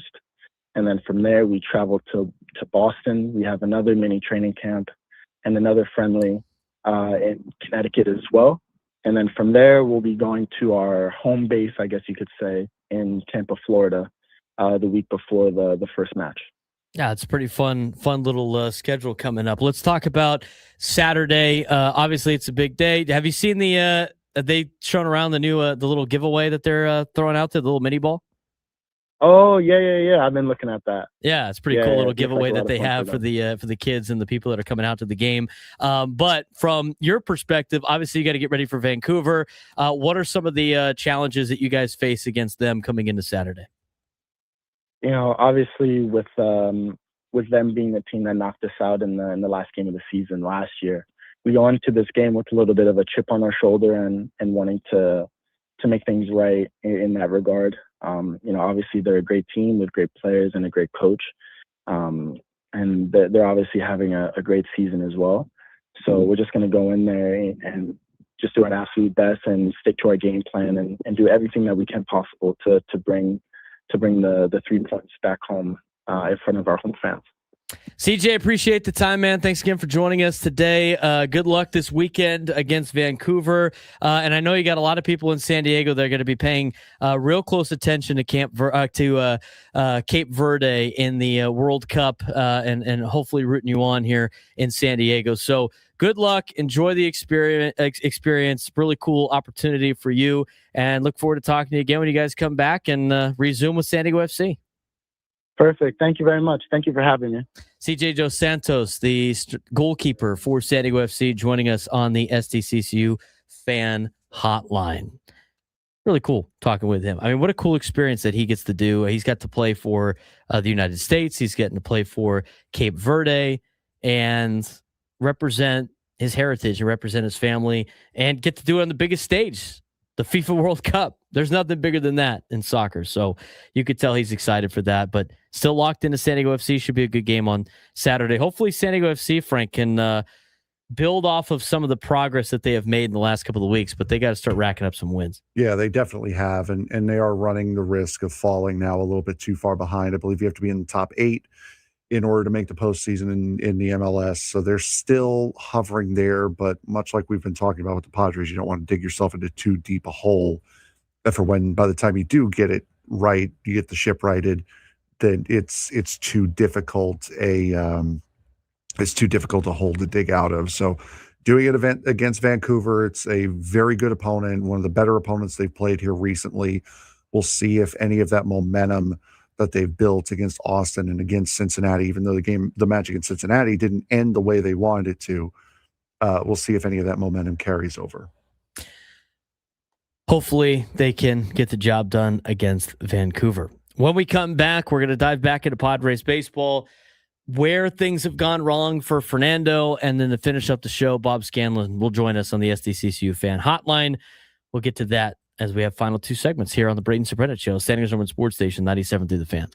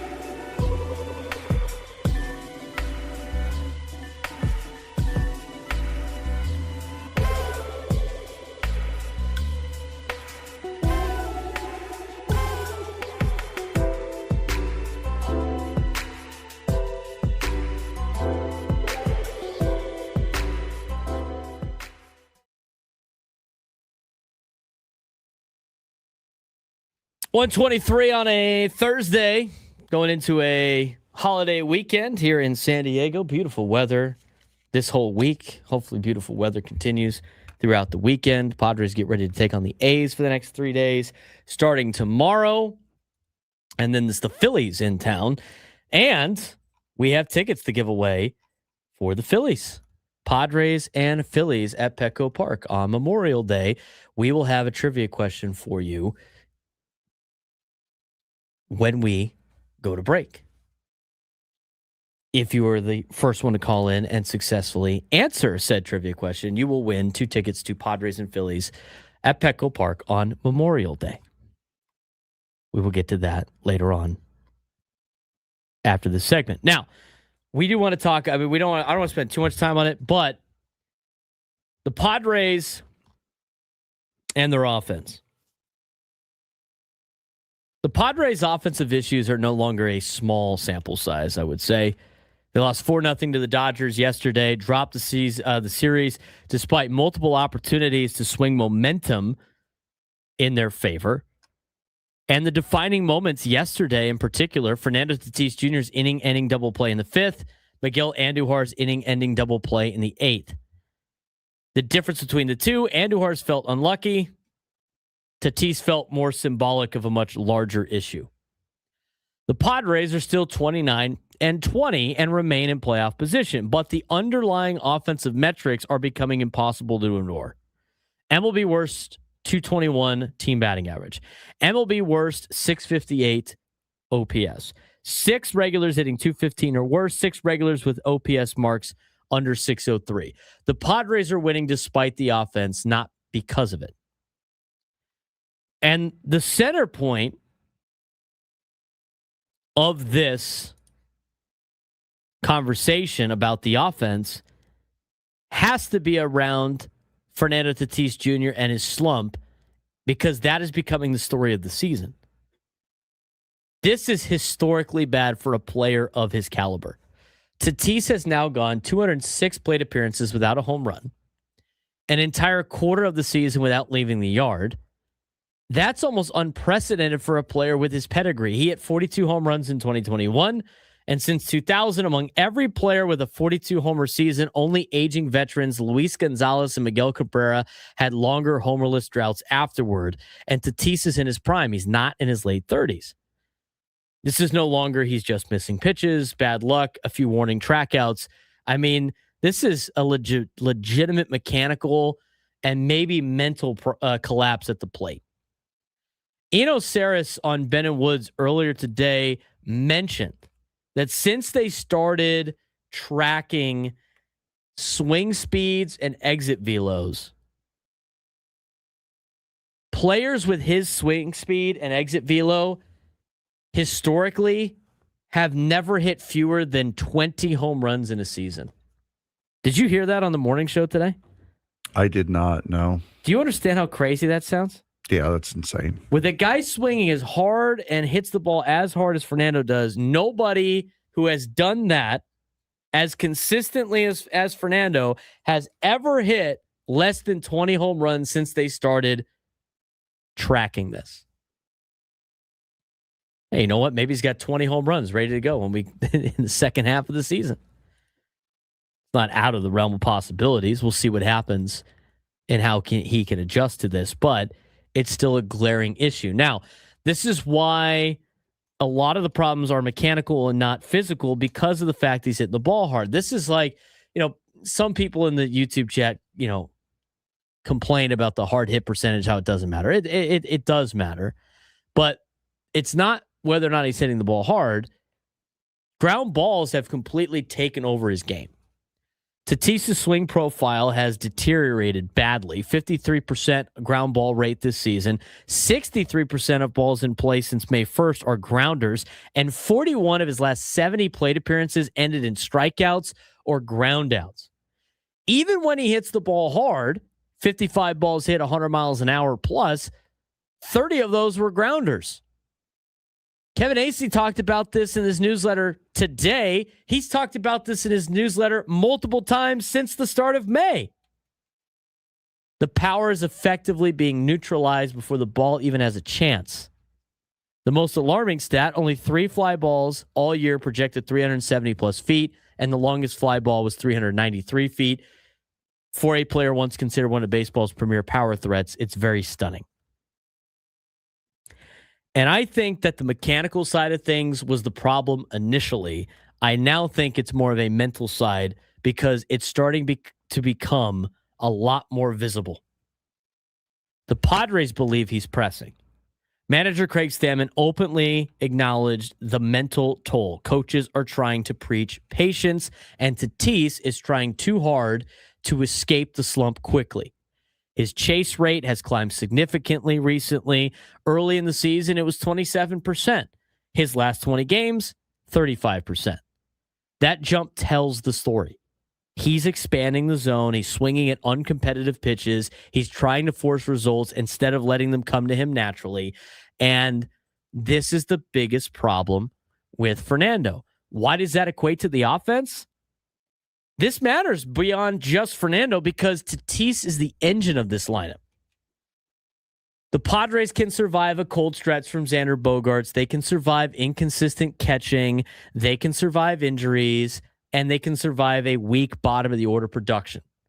What they cannot survive long-term is Fernando becoming a non-power ground ball heavy hitter at the top of the lineup because the roster is built around his star power, his slugging, and his ability to change games instantly. If Tatis were even merely below average instead of disastrous, which he is now, he'd still rank near the team lead in home runs, near the team lead in OPS, and the offense would look very functional. A lot more than it really is, or a lot more than it does now. Instead, the lineup lacks the fear it's looking for. It lacks the explosive innings and constantly plays in one-run environments, which, as we mentioned, with a lot of teams that are off to great starts that have had great numbers in one-run games, it's not sustainable. So when you look at Fernando and you look at the way he has played, Frank, this to me was mechanical and now it has become mental. And the biggest problem is he is the driving force of this team. Yeah, it is definitely. We talked about it yesterday. Last year was kind of a lost year with everything that was going on off the field surrounding Fernando.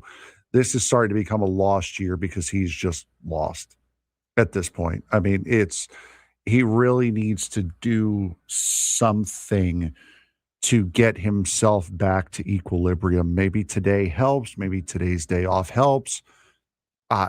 Maybe it's just a case of if he gets a hold of one that he actually gets rewarded for. If he ropes a double into the gap, maybe that'll unlock something like, okay, hey, that worked. Let's keep doing that kind of thing. So at this point, it is a problem. It is a worry. It's early anymore. This is a genuine trend for him now, and it has not looked good at all. No, and it's getting not. worse. And the thing is he needs to figure it out before the offense will not find. I don't think the offense is going to find its rhythm until he finds his rhythm. I really don't. 833-288-0973, 833-288-0973. This one might be a difficult trivia question today, but I'm going to give a hint for it. The Phillies in 1944. This is the trivia question to win 2 tickets to Padres and Phillies on Memorial Day at Petco Park. You can get your tickets now at padres.com/tickets. All right. In 1944, the Phillies organization, held a fan contest to solicit a second nickname for the Phillies because apparently being called the Philadelphia Philadelphias was kind of getting old. The fans voted on this name. Elizabeth Crooks designed a logo which perched on the players' sleeves, but not everyone appreciated the change, especially Johns Hopkins University. What other name did the Phillies play under during the 1944 season? First one to call in and answer that correctly will win today's contest. 833-288-0973, 833-288-0973. What other name did the Phillies play under during the 1944 season? First one to call and answer that correctly will win today's prize.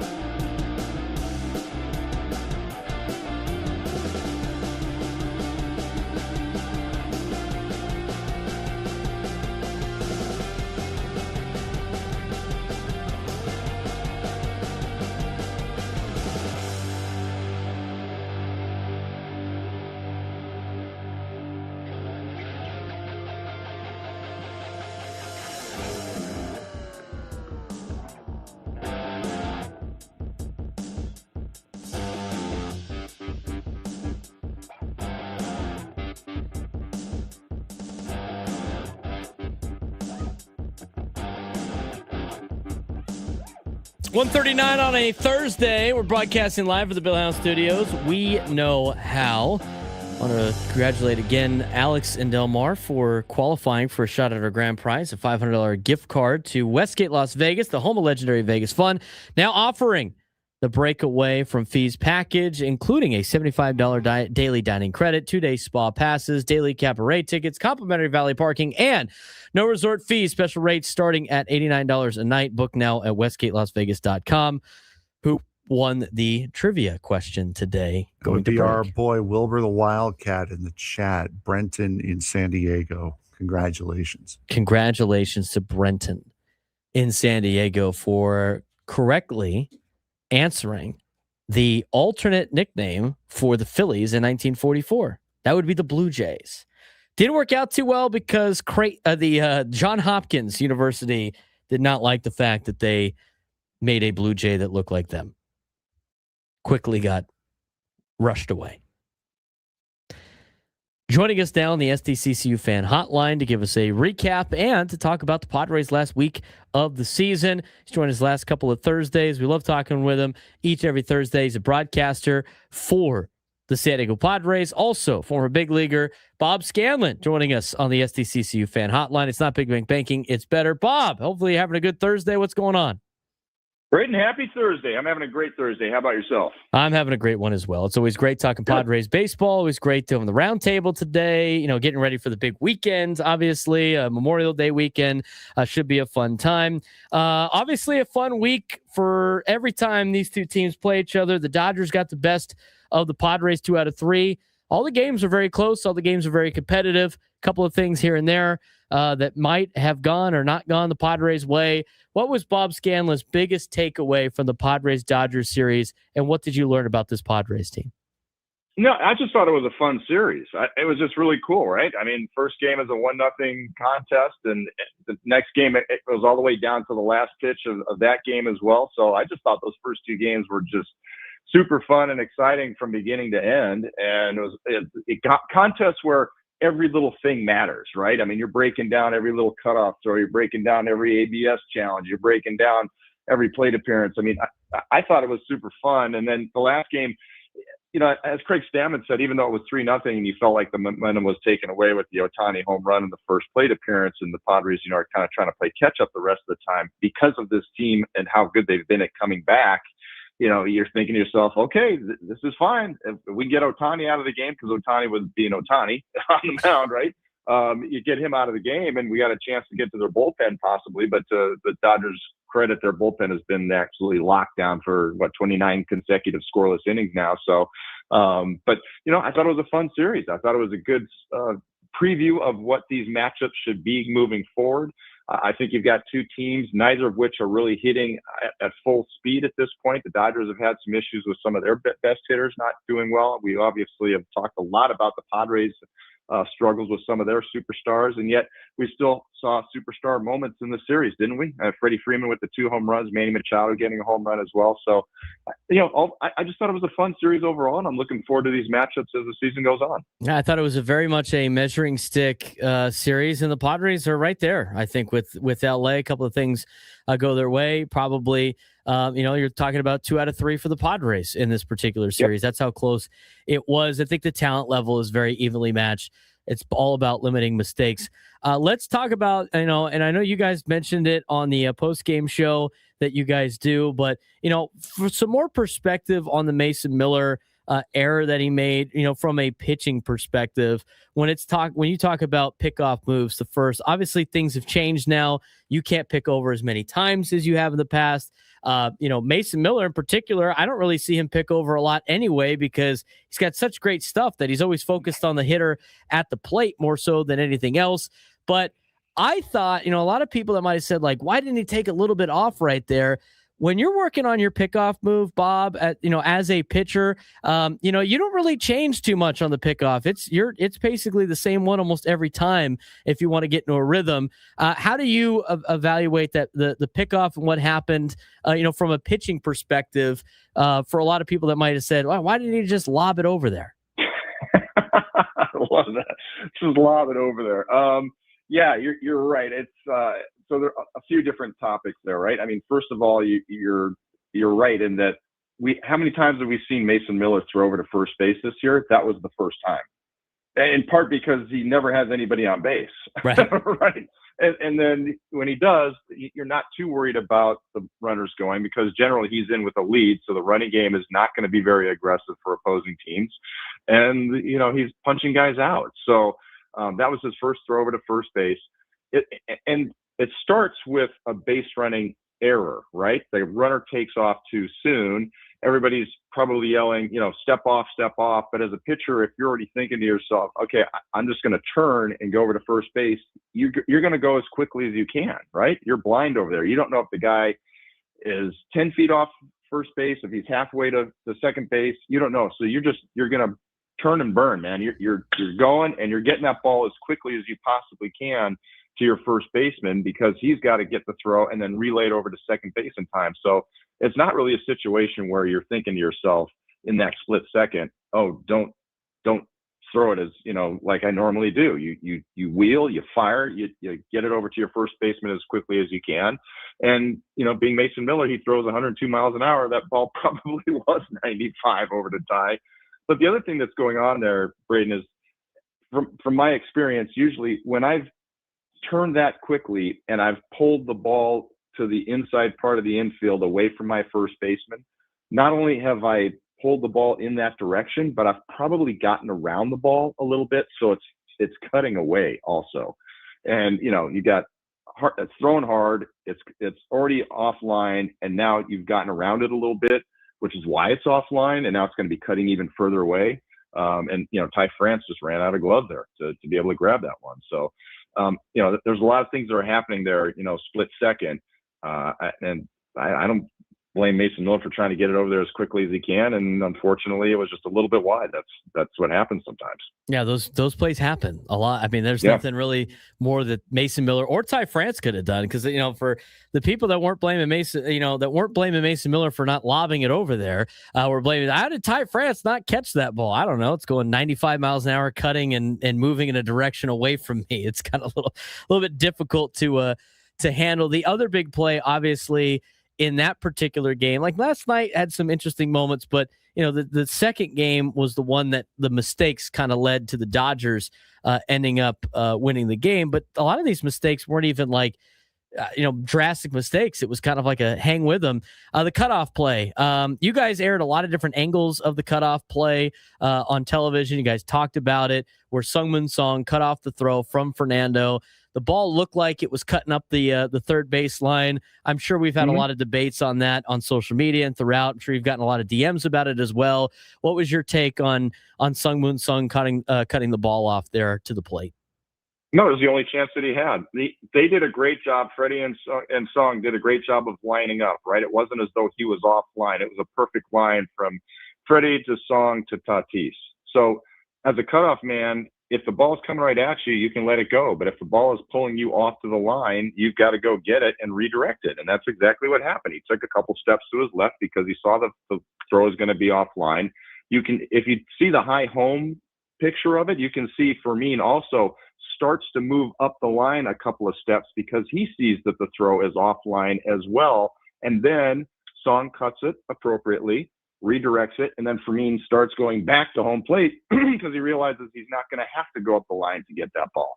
It was the only chance they had. That ball being up the line and the runner coming down, there's no way they were going to get him. The only shot they had was how they executed it. Song cut it off. He got rid of it as quickly as he possibly could. For me, that's really not a debatable play at all. I thought everybody did what they were supposed to do. What was interesting is how close it was because the runner at third base was actually scheduled to go on contact. So he had a larger lead than normal off of third base. And so the ball goes in the air. He actually has to go back to third and doesn't get as good a break off the third base bag as he normally would have had he not had a larger lead being in a going on contact situation. So that's kind of what made the play even as close as it was. But I thought the Padres did everything they possibly could right there. I agree, Bob. It's a lot of the little things. The Padres did the best they could, and unfortunately, that happens in baseball. It gets a little bit elevated sometimes when you're playing a team like the Los Angeles Dodgers. But they lost 2 out of 3 to LA. That's coming off of a big weekend against the Mariners where they ended up sweeping the Mariners and the offense got going. I thought Tony brought up a good point today on the roundtable, and I want to ask your opinion on it. When we were asked about how you would evaluate the last week of play for the Padres and about the offense, he sees the light at the end of the tunnel for this Padres team. I think a lot of fans might not see that with a couple of games now against the Dodgers, but when you look at the overall weekend into this week, the Padres hammered some good pitchers. Some other good pitchers beat them up a little bit, but they ended up putting up some significant runs in the last 6 games. It looks like a bright sign for the Padres offense moving forward, even though it might seem a little clouds being a little gray after the 3-game series against the Dodgers. Yeah, it's tough to read, right? And obviously this last game you're facing Ohtani, who's got a 0.82 earned run average, right? I mean, so you can't really factor that one in. You got some offense from Manny Machado in game number 2.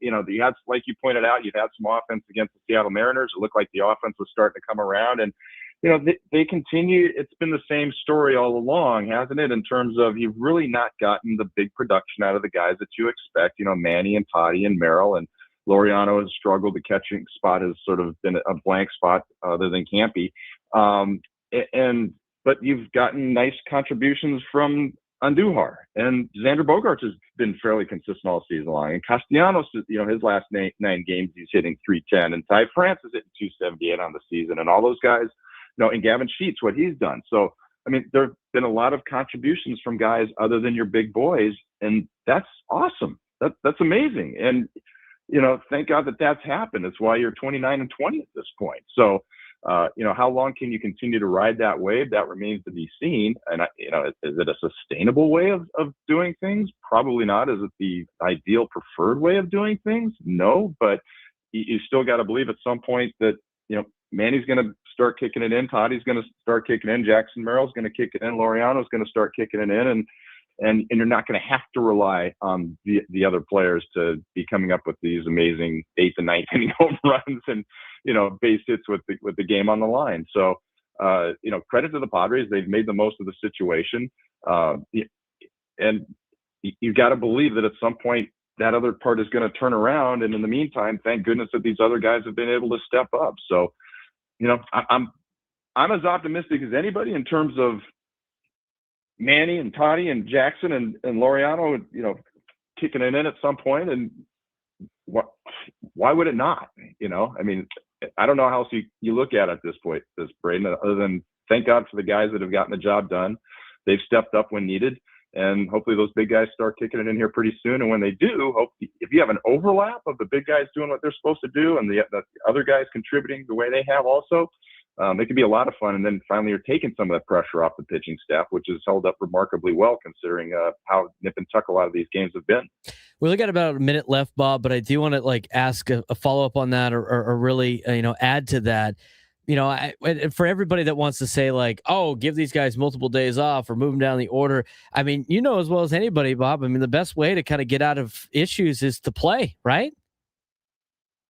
Yeah, no, it's a balancing act, right? I mean, I've heard that for a long time in terms of, just give that guy a week off or sit him down or whatever it may be. It's like most of these guys don't respond that well. A couple of days off, I think, is usually about what most guys need physically and mentally to do a little bit of a reset. But when you start sitting for an extended period of time, that starts getting in your head as much as anything else. So I have confidence in these guys that they're going to eventually figure things out and turn it around. And our rest needed at time, of course. And I think Craig's done a great job of rotating everybody through to not only try to keep guys as fresh as possible, but also give the other guys the opportunities to play, which I think has allowed them to perform, as we just talked about. So, gotta keep going at it, man. That's the beauty of baseball. A lot of times it's a grind, and how guys get out of those slumps, that's a whole nother topic that we can go into at some point. I can tell you how it worked for me as a pitcher. I don't know if it's the same for hitters, but I think it generally is for players in terms of trying to get off of the big picture topics and get back to what can I control right here, right now. Is one thing. It's this pitch I'm about to throw, or this pitch that's about to be delivered to me as a batter, or this pitch that's about to be delivered when I'm on the defensive side. Sounds simple, but it's not, especially when you feel like things are spiraling out of control. So we'll see how it goes, guys. Bob, I appreciate the time as always. Maybe we'll talk about that next week, but hopefully we don't have to because they got out of the slumps that they might be in. I love it. Sounds good. Think about it positively. Bob, enjoy the 3-day weekend. Look forward to watching you on television. Thanks again, as always, for joining us, and we'll talk to you next week. Bob Scanlan on the SDCCU Fan Hotline. For Frank Marchese, I'm Braden Surprenant. Talk to you guys tomorrow.